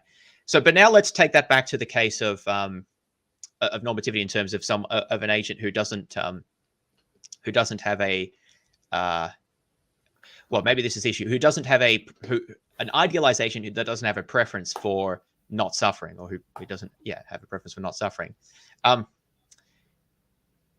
the way I would cash out the notion of idealized preferences, I guess this is maybe the issue here, is different to the way I would try to cash out epistemic normativity. So I'm going to give a different answer there, at least potentially. As I've said, I am open to a further revision of what I would have to say about idealized preferences. Maybe there's more things that I'm missing there. But what I don't think, I guess here's here's where I differ. It seems that there's two intuitions we have. In the epistemic space, we have this intuition that someone who had access to all of the facts about all of the evidence we have about the world would conclude that it's round if they were rational. In the other case, we have an intuition that future Tuesday indifference is irrational. Like no rational agent could have that. So those are those two intuitions. I would say, okay, let's take those intuitions. Certainly they're worth starting with. Let's see how our accounts go that we construct on the basis of these intuitions. And I would say that in the epistemic case, I think it's pretty relatively. We can construct an account that of epistemology that basically allows us to hold to that intuition, or at least affirm the what that intuition is saying. Now, but let's look at the case of the idealized preferences. Can we similarly construct an account? It's less clear to me. I'm not saying we can't. As I said, I'm sort of open there, but it's less clear to me because here we're talking about preferences of agents, not about epistemic structure of evidence. And to me, those are different things. I mean, I understand you may see it differently, but I'm just saying, to me, the accounts are looking different. And so I have the judgment where I think it needs to stay open as to whether it's possible for an agent to have those preferences. What I wouldn't want to say is that because we have the intuition, the account must agree with that. I say the intuition is a starting point for our approach. It's not something that we can assume will be just correct. Basically, I don't understand that. Yeah, I would agree with you. I mean, being a utilitarian, there are some bullets that we have to bite that seem unintuitive at first. But I think so. I agree that we should not just unreflectively accept the intuitions merely because something seems intuitive or unintuitive. Well, I'm going further than that. I would say we should not even reflectively accept. I say that intuitions themselves don't have intuitions about counterfactual states like this don't have much of any epistemic value. Well, they don't help us to know whether facts exist. Like, I don't know how you can say that. Sorry, I'm interrupted, but I just want to clarify what I'm saying here. It seems that the non-naturalist wants to be able to validate, let's say, necessary facts about what hypothetical agents would want on the basis of intuitions. And that's where I say intuitions can't tell you that. Well, so I mean, I think that the sort of fundamental intuition behind all of the cases like future Tuesday indifference and such, which explain why those intuitions are likely to be informative, it is that sort of something about suffering gives us reason to not want to suffer. And so to the extent that we think that we have sort of awareness of that via the experience of suffering, right. Given that other beings would experience suffering in the same way, or at least that we would stipulate that they would still have the constitutive features required for suffering. It seems like we could similarly come to conclusions that they would also have to that suffering would also be bad. And I think that there are other it's not just on the basis of intuitions that I think that this account is plausible. So one reason why I think this is plausible, and I won't get too much into the details here, but is that I think that if for a lot of the sort of ethical thought experiments, particularly the ones that are levied as counterexamples to utilitarianism, I actually think that there are basically universally just decisive reasons to accept the utilitarian conclusion. And so if in nearly every case we can just reason our way to accept the utilitarian conclusion on independent grounds, that seems to provide evidence for sort of reason leading us to utilitarianism. And we can similarly criticize the other accounts and Yeah, sure. I'm fine with all of that. I guess what you said about suffering is, I mean, I quite like it actually. It's not a sort of way that I thought about it before, which is that there is something about suffering, in virtue of which a rational agent would have a reason at least, or maybe preference. I don't know if those are the same, to not experience that. So supposing that we said that that's true, I think that. I guess what I'm saying is, I think the naturalists could embrace that and then use that as an account for, well, an idealized agent wouldn't have, let's say, next Tuesdaysm or something, right? Because obviously the idealized agent would know about what suffering was like, that's part of the idealization.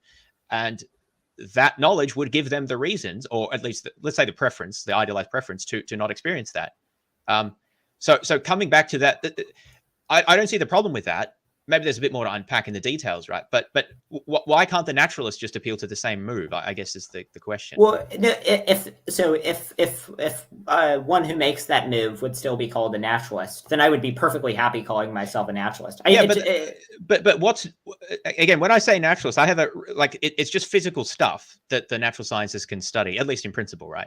I'm not saying that natural sciences are currently complete, but so I have a fairly reductionist view about that. And if there's something that I'm missing that, this is the genuine question, if there's something that I'm missing that, for example, as that type of naturalist, I don't think I can commit to Platonic forms, right? I think that would be, so I know some people who are Platonists call themselves naturalists. I'm not stipulating that. I'm saying as my type of reductive naturalist, I don't think I could commit to Platonic forms.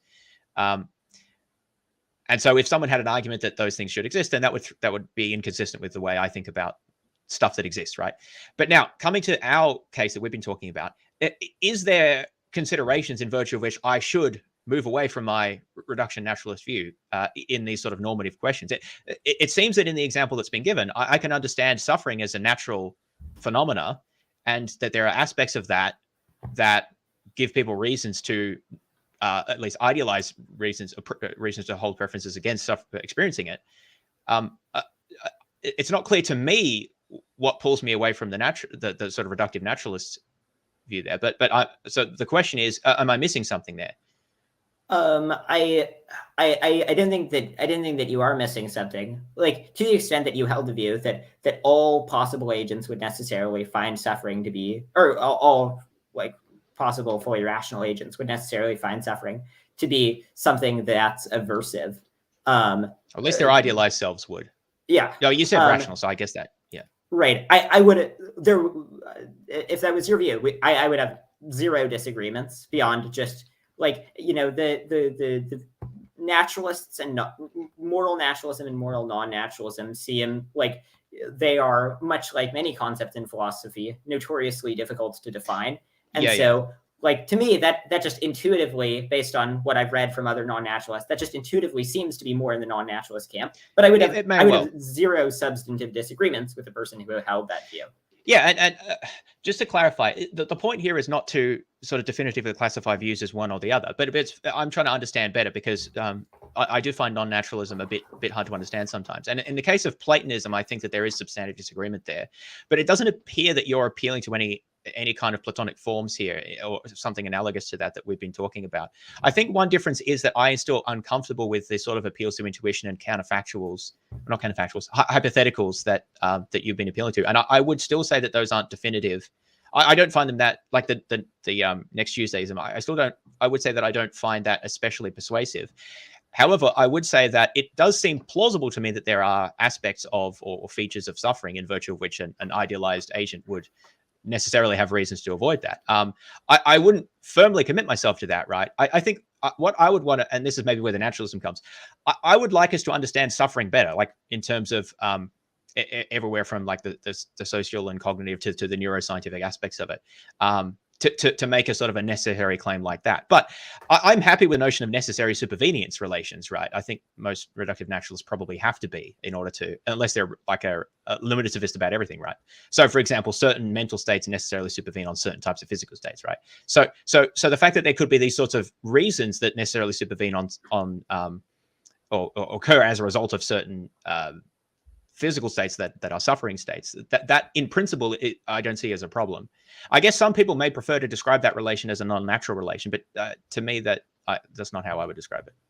Sure. Yeah. I mean, I think that I think, in good naturalistic fashion, I think we've been able to provide a fairly reductionist account of what our disagreement, which is like basically to the extent that you come to accept the view that you're sort of uncertain about, that all fully idealized rational agents will find suffering to be undesirable, would want not to suffer, then the only difference would just be what we call our views. But if you consider necessary supervenience to be non-natural, then I think that we would be in agreement. Yeah, well, supervenience is also kind of, I mean, I guess all these notions are problematic, but yeah, I guess there are certain types of naturalists who are going to be like really eliminativist about things. The Churchlands would be one example. And I'm not entirely sure about Dennett. I find his views a little hard to understand, but so some brands of naturalism would say, no, you can't have these sorts of things. And if you go down that road, I think that you do.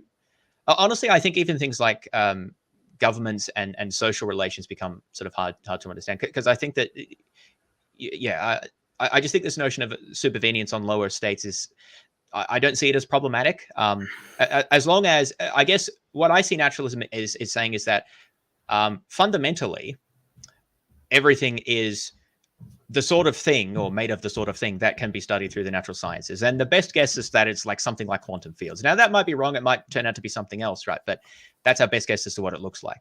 Now, if one wants to, insofar as one then begins to stipulate additional fundamental aspects to reality, such as gods or immaterial minds or Platonic forms, I would say that's outside of how I'm using the term naturalism here. But because necessary supervenience relations they're not a fundamental thing, that there's just basically a relation between states of affairs. At least that's how I see it. I don't see that as, I don't see that as a problem as a naturalist. I don't know. Yeah. On the consciousness point, my friend has a joke about Dennett's book. So Dennett's book is Consciousness Explained. So my friend jokes about how that it should have been called Consciousness Explained Away.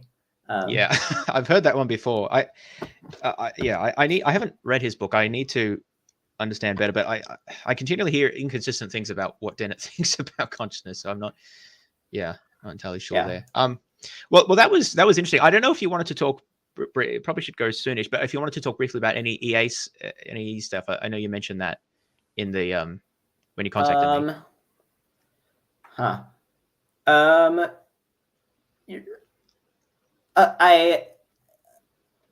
You were less concerned about AI risk, you thought, than like Ord. Yeah. So I was, so in preparing for the discussion, like I was thinking of doing a lot of research about AI, because I mean I think that I don't have super strong views. My views are basically that I just sort of trust the consensus of effective altruists on the matter, just sort of the reflective equilibrium.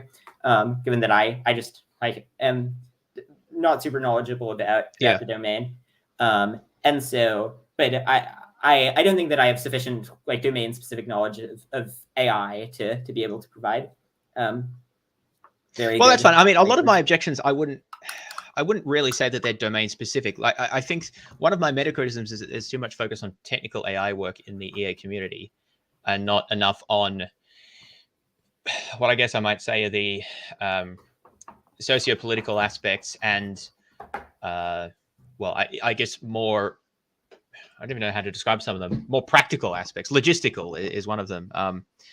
But yeah, I mean, so I've written a few posts on the EA forum. For those, I don't know if you've read any of them, but also just for our listeners, if they're interested. I don't know that we want to go into a whole lot of the details now. I guess maybe the meta point is that certain effective altruists talk about superintelligence as if it would be basically omnipotent. Now, that's a bit of a straw man, because they don't say it's omnipotent, right? But this is my characterization of what I see as the flaw of the argument, right? So an example of this sort of line of thinking is when EAs will talk about the idea that, look, if you had a superintelligence, then they could buy resources and things off the internet and hire people to do stuff for it. They could use that to develop very powerful new technologies, like nanobots is an example that's sometimes given, or whatever else. And they could use that then to gain access to more of the world's resources and sort of take over. Now they present this as a sort of an illustrative example. They say, well, probably it would do something a lot cleverer than that, right? But my point is not the specifics of cases like that. It's simply that I feel like the way that intelligence is sometimes conceptualized is just ignores practical, logistic, and political considerations. So one objection I give is that if an AI was to develop any substantive new technology, such as nanotechnology or viruses or really anything, computer power is not sufficient for that. You can do a lot in simulations, but there are fundamental limits as to what you can simulate because of exponential, what I'm trying to say here, exponentially increasing costs of running various types of simulations. Like if you want to understand how a protein the structure and function of a protein. You can't just, being intelligent doesn't by itself allow you to do that. You need to have you need to do empirical tests, essentially. And those tests, apart from requiring resources, take time and particular facilities. And those facilities would have to be built, and the raw materials them have to be brought in, and the reagents have to be, and all of that.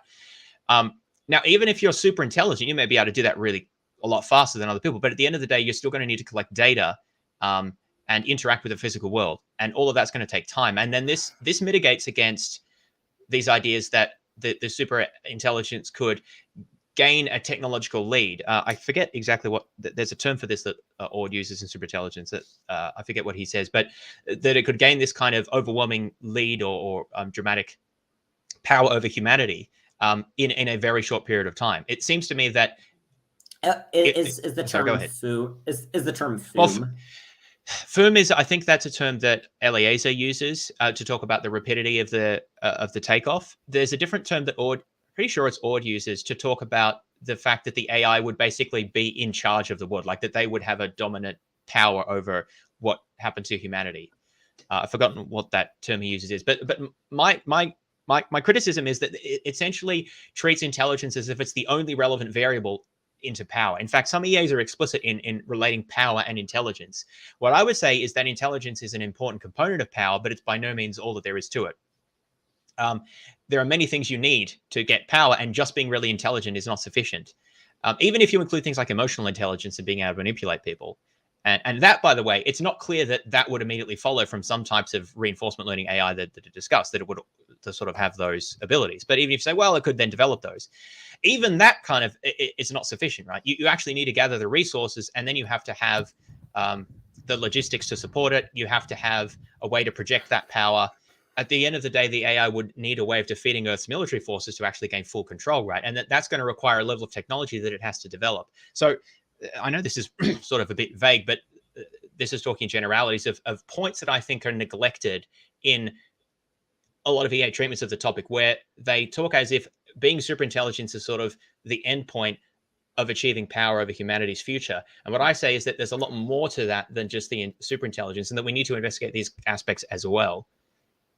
Yeah, I mean that seems plausible. I think that I'll, to be honest, am not sufficiently knowledgeable about the details of AI to be able to sort of know if that's an adequate response. And so generally, that's fine. I was just articulating some of it. I'm not asking you to, yeah. Although there's obviously more to say, but I just wanted to give a summary of some of that. And if people are interested, they can check out the articles that I wrote on the Effective Altruism forum. Yeah. Sorry, go ahead. If you'd be interested in discussing it, I'd be interested in asking you a little bit about consciousness. Sure, yeah. Yeah. So you said, so you sort of disagreed with the like Churchland style reductionism about consciousness. So I'd be curious as to what your naturalistic account is of consciousness. I ask as someone who recently was sort of introduced to the philosophical problems of consciousness, and I'm currently deeply confused. And all of the theories seem to run into big problems. So, just when we're talking about consciousness, which are you particularly interested in, qualia or other? Because consciousness is used to refer to different things. I mean consciousness in subjective experience. I mean consciousness in the sort of Nagel sense of like what it's like to be something. Yeah, that's what I mean. Subjective experience quality. Yeah. Okay. Because I think that's where the other aspects of consciousness I think are a lot easier to account for. But it's just sometimes we've got to be careful about word usage there, because we might be borrowing intuitions based on different usages. But anyway, so qualia. Again, I'm still trying to learn more about this. I wouldn't say I have a very firm view. I think that there are a number of problems with the with some of the arguments that's typically given. First and foremost, I don't see that. I think there is a hard problem in the sense that we still don't really know how or why any physical state has subjective experience. So in that sense, there's a hard problem. But some people, like Nagel would be an example, want to use that as an argument, and some substantialists as well want to use that as an argument against naturalism. And that's where I think that well, I just don't think the argument's very good, right? As a naturalist, I'd want to say, look, the question's an open one. We don't know. We're going to have to wait for our neuroscience and cognitive psychology and whatever else to tell us more about how this works.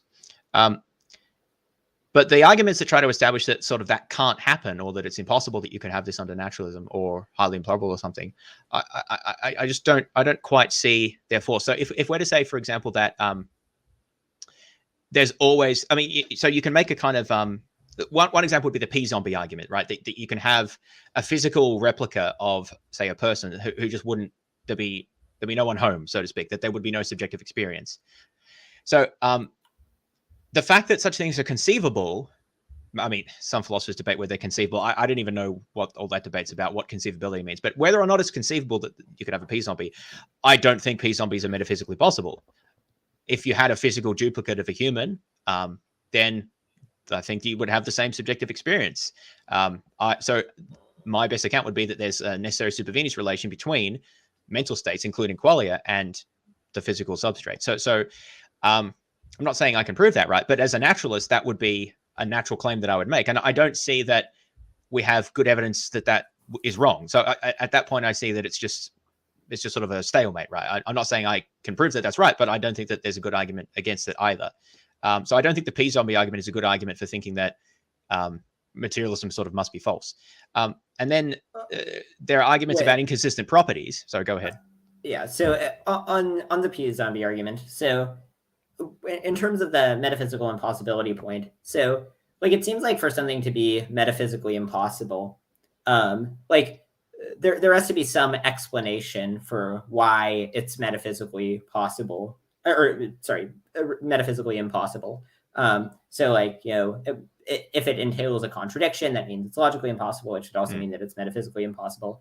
But so do you think that there's any like deeper account of why it would be metaphysically impossible? Or well, the account is because certain physical states, at least brain states, produce qualia. And so if you make a copy of that, then the qualia follow. That's the account. Now you ask, yeah, but why is it that the particular types of brain states give rise to qualia? And that's just asking me to solve the hard problem, right? Well, I don't know. We're going to have to wait our scientific. We're going to have to await our science to find the answer to that. But should I think that it's not the case that our brain gives rise to qualia? I think that we have good reasons to think that at least that it does, and that's what I would use as justification for the necessary supervenience. I'm not sure that there's a good argument against that. It just seems to me that some people think that there could be p-zombies, but I mean, I don't find those intuitions very convincing. Yeah. So I think that the p-zombie argument. So like if you think that that there's something about the physical world that necessitates the existence of consciousness emerging from brains, then that, and even if we don't know what it is, that it seems like that would provide an adequate account of why it would be metaphysically impossible.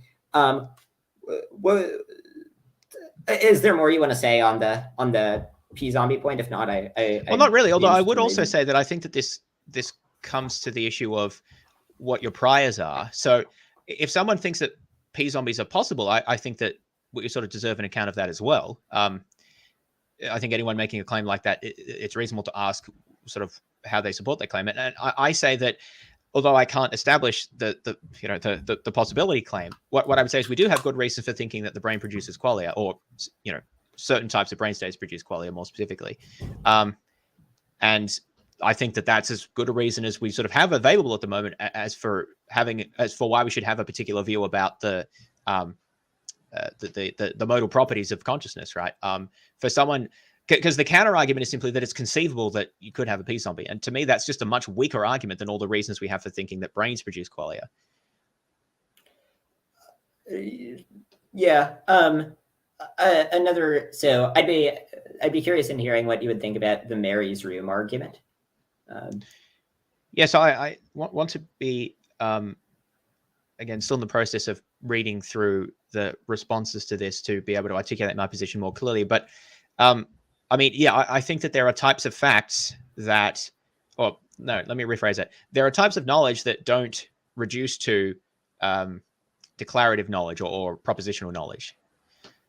So there's a type of knowledge that's what we might call experiential knowledge, and to have that, you basically have to have the right experience, or another way to say that would be you have to be the right sort of thing to have that experience, at least in its full. You might be able to have sort of partial knowledge of that experience, just like when someone tells you about an experience that you personally haven't had, you can empathize to some extent by analogy with your own experiences, but that's not a full understanding of the experience that they had. You don't have that full knowledge, right?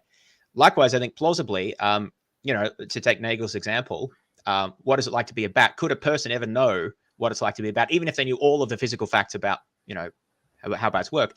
Plausibly, I think that they would have to be a bat to have that experience, or at least be something very similar to a bat. But that, it seems, is metaphysically impossible, because a person can't be a bat. I mean, the structures are different, right? You could maybe have a bat's brain that's sort of connected to your brain, but then that's still not a bat, right? That's a human bat combination of some sort. So basically, I think that there are certain physical systems which, for an agent that is that system, so we're talking about embodied minds here, there is a subjective experience. There is a what it is like to be that thing. Knowledge of that experience is not reducible, or sorry, is not derivable from purely propositional facts about the makeup and operation of that system. So Mary wouldn't know what it was like to experience red if she hadn't seen it herself, because she hadn't had that right type of experience. But experiences are physical embodied things, right? There's nothing outside of the physical world that I think we need to invoke. It's just it's invoking the type of agent that has that knowledge. So certain agents may not be capable of having certain types of physical experience, like human agents are not capable of having bat experiences. Yeah, plausibly. That account seems to make a lot of sense. I've had a similar thought, which is that it seems somewhat analogous to sort of conceiving of like higher dimensions, like 4-dimensional objects. Yeah, I think that's a good example. Yeah, like it seems like we could know all the mathematical properties of a 4-dimensional object, and even like write down on paper what would, like, sort of the way that we can write down on a 2-dimensional paper a thing that would be seen as that would be 4-dimensional. But absent like actually experiencing a 4-dimensional thing, we don't have knowledge of 4 dimensions, or of like really what it's like. Yeah, I think that's a good analogy, actually. I like that. Yeah. I think that the account, a sort of Searle-esque account, like a naturalist account that says that you get it from biological processes somehow, we don't know exactly how, is the account that I currently would lean towards. I think that they're like, the hard problem is in fact hard. But I think that, like, well, it may seem like somewhat unintuitive that all of consciousness can reduce to physical things. Like a lot of things that emerge from other things just don't seem to be immediately reducible to, like, it's not immediately obvious how you get the other thing from the first thing. So like, yes, absent knowing physics, it's like not obvious exactly how you get like heat from like the operation of movement of subatomic particles. But once we understand the mechanisms at a higher level, it becomes obvious. And all of the operations in your CPU can be reduced to electrons moving between electron bands in semiconductors, plus a few other sort of similar processes, right? And if you were to say, but how do you get all of this complicated information processing from electrons moving between bands? It's just absurd. Like, I think you can run that argument for all sorts of things. Like weather is another example I like to give. I find that those sort of appeals, it's almost appealed to incredulity. And there are philosophers who absolutely do this. They'll say like, oh, we just have no idea how all of the rich structure of our conscious experience can be reduced to, neurons and patterns of activity in neurons. I'm like, well, no, we don't know that currently, but I feel like you could have said that about many, many other types of these, as you say, supervenes relations. And that's not really an argument for why it can't be. It's just saying that we don't currently understand how. Also, I want to add there that it may well be the case that we never have an answer that is sort of satisfying. And I don't think that should actually be a criteria that we sort of use that as a as a proxy or a rule of thumb about explanations. Like, does it satisfy us? And it can be helpful, I think, if we're calibrated, but it can often go very wrong. There's interesting psychological sort of literature on this about sort of explanations people find satisfying and whether they're actually explanatory. People can often be satisfied by explanations that are completely non-explanatory. And conversely, genuinely explanatory explanations may be very complicated, hard to understand, and people just sort of tune out or reject it, or it doesn't feel like it answers their question. I think that we may well, and we're not there yet, but when neuroscience hopefully gets to the point where we do have a very detailed explanation of how at least human qualia arise, people may still feel like, yeah, but it doesn't explain why it's like that. As you know, and at that point, I think that they're just, at some point, they're just going to be brute facts. Like, well, you know, why is anything like the way it is? Like, why does an electron have a negative charge? I don't know that there could be an answer to that, right? So, you know, and why does a certain pattern of molecular activity give rise to a certain temperature? Well, I don't know. That's sort of the way it is. Like, well, we have an account, but you can still ask why. But it's not clear what the why is doing. Like, imagine you said, look, here is the position and momentum of every single particle in the atmosphere, right? And you said, yeah, but why do we get hurricanes, right? I mean, you could have a full account of how the hurricane emerges from the Coriolis effect and all of the other flows of energy and so forth. But there could still be a subjective sense that you don't really feel like you know why the hurricane emerges. And I feel like that's probably going to be true for qualia as well. So many people may be unsatisfied when hopefully we get to the point where we have this explanation. But I think at some point we're just going to have to say, look, our intuitive idea of what we want of an explanation that it sort of feels explanatory I may be wrong about this. This is just a guess, right? But that may not be what that may never be satisfiable, essentially. I mean, yeah, maybe the explanation will just turn out to be God did it, and then that explains everything. But the thing is, but that's an interesting point, right? Because some people find that a lot of people find that explanatory. I don't think that's explanatory at all. But I talk about this on my channel, right, with Nathan and others. A lot of people do find that is a good explanation, actually, for anything in principle. And I mean, we could talk further about that. But what I would say is, I think that part of an aspect of the hard problem is, what are we looking for in an explanation? What would count? And I feel like that we have to be very careful there that we're not defining that in subjective terms that sort of purely what we feel like would sort of satisfy us. Because a lot of, like, quantum mechanics, I think, doesn't fit the bill. Quantum mechanics, I mean, it's obviously not complete theory and so forth, but it's not very satisfying for even a lot of physicists, right? There's a lot of weirdness about it. It's counterintuitive and so forth, right? But it's still a good explanation of a bunch of stuff. So I think plausibly, neuroscience, when we get to the point where we can explain how qualia emerge, people will still be unsatisfied. But at that point, I would say, I don't know. I would say that's a you problem. I don't mean other you. Like, I mean, maybe that's a problem with what we're looking for, and not a problem with naturalism. Yeah, I mean, the thing that is sort of worrying about consciousness is that, like, even if we had an adequate explanation of, like, how we get consciousness in, like, humans and other biological organisms, it's sort of hard to it's sort of hard to figure out. I mean, maybe there will be some, like, very elegant and unified account that can just straightforwardly be mapped on to non-biotic life. So, like, if the integrated information theory turned out to be correct, such that just whenever you had integrated information, you got consciousness, and we confirmed that experimentally, we ran a bunch of tests, we saw that the consciousness was necessarily proportional to the integrated information, etc., then it would be just very easy to figure out how conscious, like, AI would be.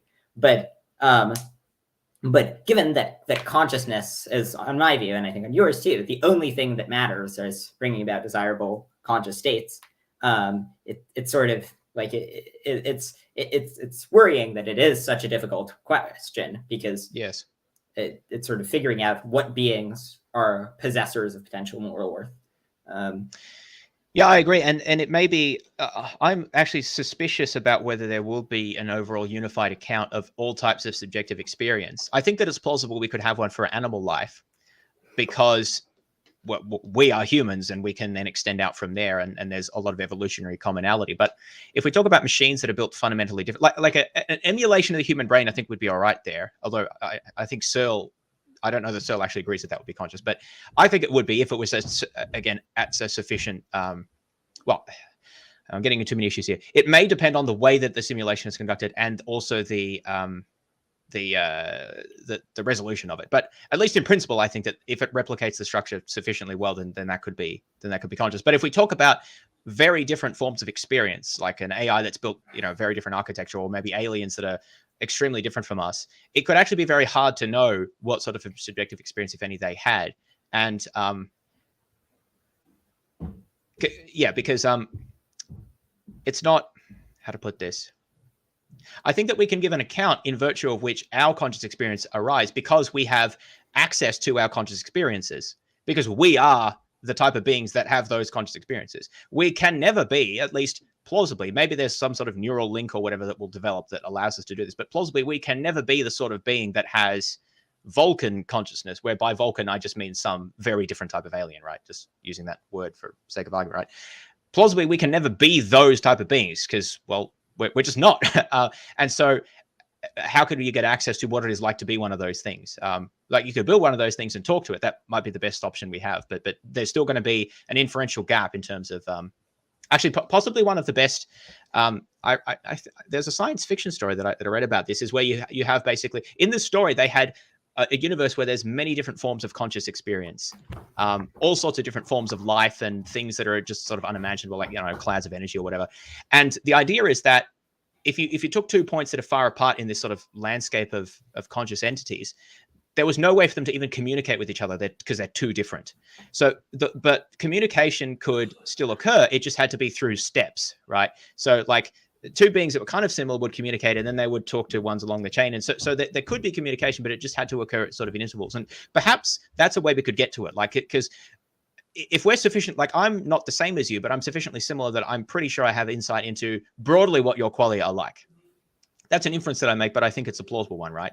And so plausibly we could go down the evolutionary chain like that. We can infer more about a chimpanzee and then so forth. So maybe then if we had ways of sort of intermediating between us and this hypothetical Vulcan or an AI or something like that, like maybe there's a human that has some amount of implants, and then they can mediate with a human that has more or something like that, that we can sort of chain on to understanding what the qualia is like of that being.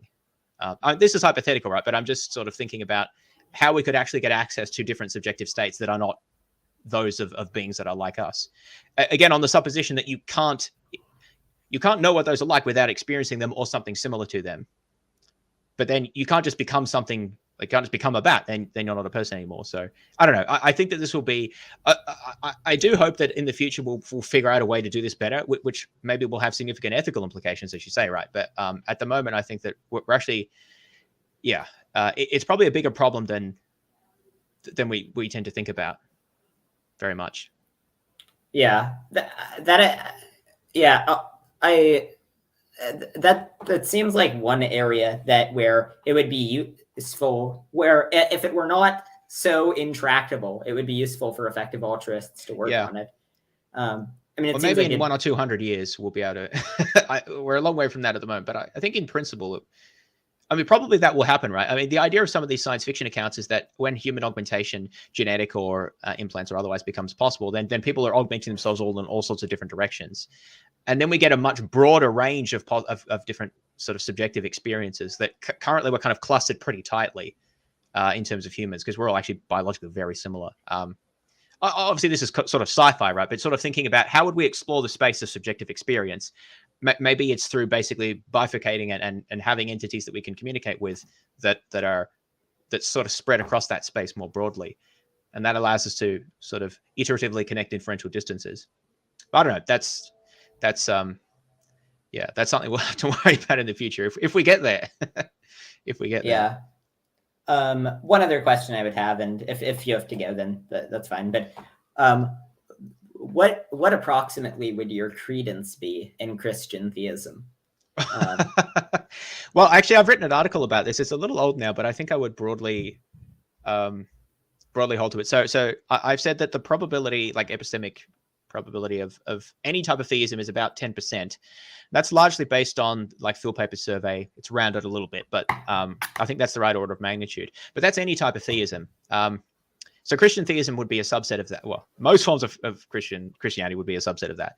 So it's going to be less. And at that point, I just sort of make fairly ad hoc arguments about that. I think it is any form of Christian theism is not conditional on a generic theism. Christianity is not extremely implausible, but I also don't think it's extremely plausible. I think it's somewhere middling. So I say any form of Christian theism, somewhere from 1% on a bad day to 5% on a good day. So that's the sort of range I would give, 1 to 5%. Bear in mind that that's any form of Christian theism. So this would be, Jesus and God and things like that. But then if you start building in more particular theology to that, then the probabilities diminish. So like young earth creationism, effectively zero. Not exactly zero, but pretty close to it, right? So I and then what about Catholicism? I mean, I don't know, less than 1%, right? But the point is, though, that even if you say 1%, that is way higher than most kind of EA space people. I mean, there are some Christians who are EAs, right? But a lot of people in EA would give nothing like that probability to theism or Christianity.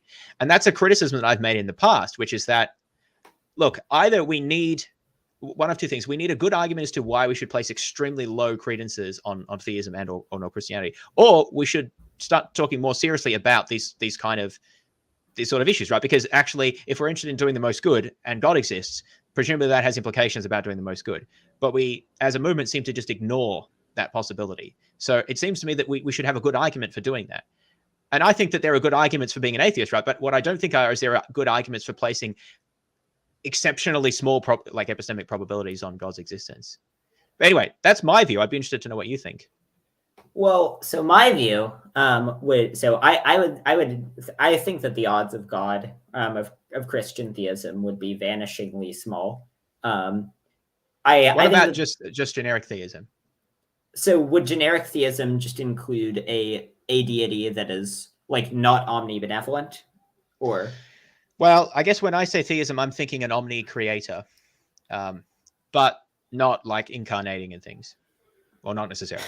Oh yeah, so I would think that would also I would think that would be vanishingly small. The only thing. Just to clarify, that this is an epistemic, because as an atheist, right? I mean, I think that if you think that theism is false, you're presumably committed to the idea that it is metaphysically impossible for God to exist, right? Because it's supposed to be a necessary being, right? So in that sense, it's a zero probability, right? But there's been an epistemic, and so I just wanted to clarify that. So we're talking, Yeah. So I think that I would say that the epistemic probability would be vanishingly small. The only thing that would save it from being considerably smaller would be just the fact that there are lots of smart theists. But why still vanishingly? Well, so I think that God is an extraordinarily poor explanation of nearly all things. And so, on theism, the universe was made in some sense by God. And so, but it just seems like a huge portion of things in the universe just don't seem to be plausibly explained by God. And so it seems like if you were an omniscient and omnipotent being and you were just designing a universe, there are lots of ways you could do it better, in ways that are even just very, very trivial. So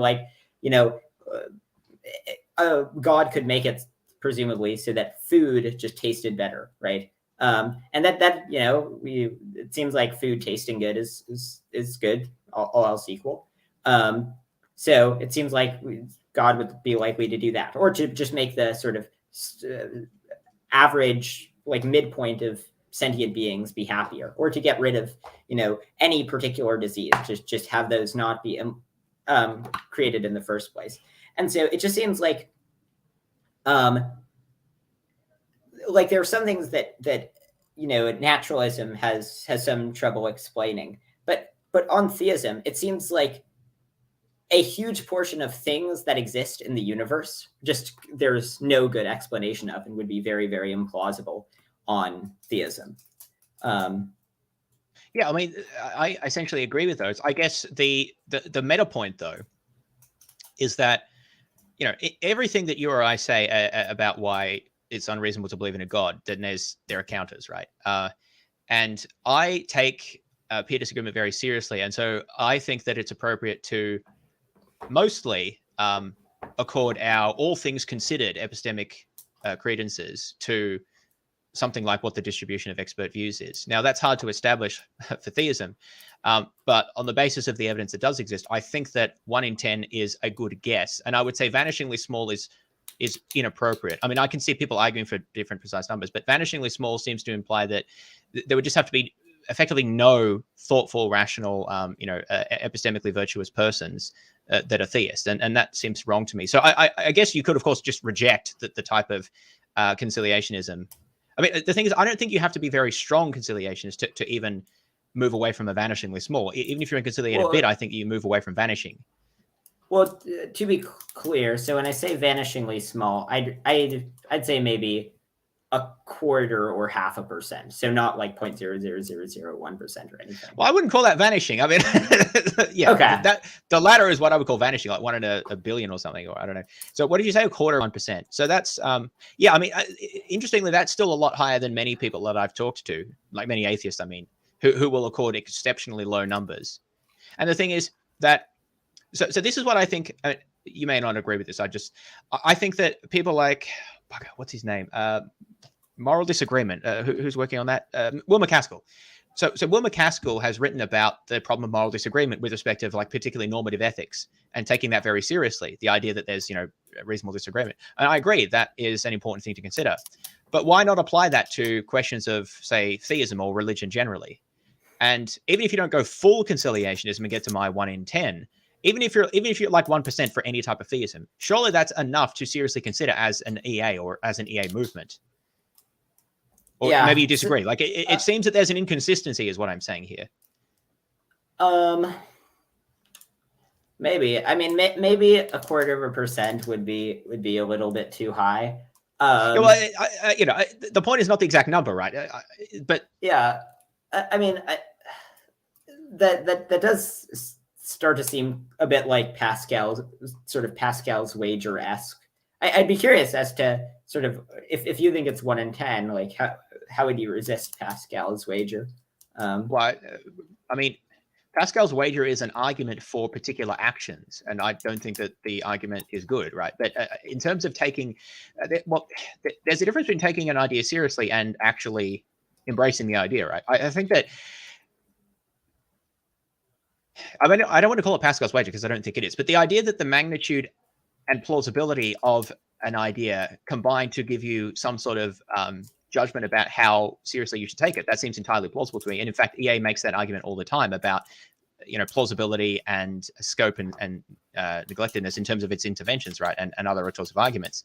And as an argument for worrying about X risk in AI, they'll say that, look, even if it's a small probability that we're right about AI, then the possible outcome is so dramatic that we should take that seriously. That's not Pascal's wager. There's, I guess, an analogy there about but it really is just an expected value argument. And I think that if we're going to say every expected value argument is too suspicious because it looks like Pascal's wager, then we've gone too far. I don't think Pascal's wager is a good reason to act as if you're a Christian or to try to become a Christian. But I think expected value arguments are something like that type of argument is reasonable when we ask, look, how seriously or how much attention should we give an idea? And even if you give fairly low credences to some type of theism, the implications seem large enough such that it warrants consideration. So, as long as we're broadly in the scope of considering that type of argument, plus worrying about peer disagreement. But it seems as EAs we are in that framework. So that's where I worry there's an inconsistency there. Yeah, that's interesting. So if EAs took that seriously, would you advocate that they? Oh, hello. That's probably my internet. Oh, seems to be still online. Wait, sorry. You froze for a second there. I wasn't sure if it was you or me. Yeah. Sorry, my Ethernet cable came unplugged. So that's not good. Yeah. No, it just like pops out sometimes. But it's not. If EAs took this advice, would they distribute like CDs of William Lane Craig to like all across the globe in order to turn lots of people into Christians? Yeah, well, I mean, I'm pretty sure you know that I wouldn't say that. And the argument wouldn't be that actually we do anything to promote Christianity. The argument would be that we should consider philosophy of religion and surrounding questions more seriously as part of questions that EAs talk about. It's not even clear what beyond that I would say, right? Because I'm not saying I have the answer there. But what I would say is that philosophy of religion and related questions are essentially completely ignored in EA, and it's not clear what the justification for that is, given the other commitments that EAs have, or typically have, let's say, like McCaskill worrying about peer disagreement in the case of normative ethics, and given the typical expected value type arguments that we make. Like, given those things, I'm not sure what the argument is for just completely ignoring all issues of philosophy of religion. Yeah. So my what I think we should do is start talking about it and thinking about it seriously. Beyond that, I don't have very specific recommendations because I'm not sure. I don't know what the implications of that would be. Like, where we get to, that is, with the investigations or the discourse. That's interesting. I mean, one move that I am tempted to make is just sort of like a Morean shift. Like, I don't know, the arguments for like taking peer disagreement seriously seem for like deferring to the consensus of peers, like seem less compelling than the arguments against God. So seem less compelling than the arguments against God. Do you mean sorry, than the arguments for God, or the sort of sum total of considerations favoring or disfavoring God, which I think overwhelmingly disfavor God. I mean, that seems to be then. Yeah, I don't know. I guess we could have a long discussion about peer disagreement then. I'm not sure why we would think that peer disagreement is an issue in some areas and not in others, unless you think that the theists just don't have the, let's say, epistemic virtues that, I don't know, deontologists have. If you think that it's worth taking deontology seriously, even though you think the arguments against it are convincing, but you don't think it's worth taking theism seriously, even though you don't find the arguments for it seriously, it seems that, well, maybe deontologists are just like epistemically much better than theists. I don't find that plausible. I don't think that theists are sort of epistemically actually significantly different from anyone else, apart from, obviously, I think that they're wrong about that particular point, but I don't see the argument for why we should just not apply the peer disagreement concerns to them and that position. That seems really ad hoc to me. Sure. I mean, I think that I would perhaps be even less less convinced by moral disagreement than like most EAs, and certainly like McCaskill. I mean, on similar grounds, the arguments for utilitarianism just seem to be sufficiently compelling that, and these are sort of the two philosophical positions that I have really strong opinions about. So I'm not always this much of a dogmatist, but it seems like the arguments for utilitarianism are like, I mean, I don't know if my credence in utilitarianism, I don't think it would be higher than my credence in the external world, but it wouldn't be too, like, it just seems, the arguments for it just seem to be like incredibly decisive. How then do you explain disagreement on the issue between people who are apparently, well motivated and well informed, if the arguments are so overwhelming? Well, so one thing is that I think that, like, it's just very easy to sort of dismiss utilitarianism sort of overly hastily by rattling off like 5 counterintuitive implications of it and then not give it a second thought. I think that it sort of only becomes sort of obviously pretty overwhelmingly compelling if one sort of really thinks about it in great detail in a way that I think has not been done often enough. But I think that like, yeah, I mean, this does get into some problems, because it's not clear on what grounds I would trust my judgment over the judgments of other people. But I think that, like, you can have lots of smart people believing crazy things in a variety like utilitarianism. Yeah, right. Obviously, that's a cheap shot, right? But that is true under any rule and any view, right? Like, everyone agrees with that, whether you're a conciliationist or not. Well, depending on exactly what you mean by crazy, but at least things that you think are wrong. But the point is that I guess the way I think about it is that you do need to adjust for external incentives and prior biases and things like that. But even when making those adjustments as plausibly we can, and a lot of these are sociological factors that are hard to judge, it's not clear to me that we can dismiss the judgments or insights or whatever of a great many thoughtful theists, just like we can't for those who hold other philosophical positions, right? So I tend to be pretty strongly conciliationist about most philosophical positions. I may defend a philosophical position more strongly than I hold to it because I think that there's value in doing that. I don't think there's any inconsistency there. So if you ask me what my sort of internal sense of it is, of the plausibility of theism is, I'd say very low. But my all things considered judgment is different. Like my own assessment of the arguments is not the same as my all things considered judgment of the plausibility of a position, because the all things considered factors in essentially these facts about disagreement and other factors about my own biases and things that I don't think directly considered when you just look at the argument. So I take that very seriously. And I think that it's hard to give a consistent account of what to think about these apparently smart, apparently well-meaning people who disagree if the arguments are so overwhelming. Yeah. Peer disagreement, it does pose problems for how we're sort of justified in thinking and holding on to our firmest convictions, or whether we are justified. And I'll have to think more about that. Well, that's fine. We don't have to. I should probably get going now.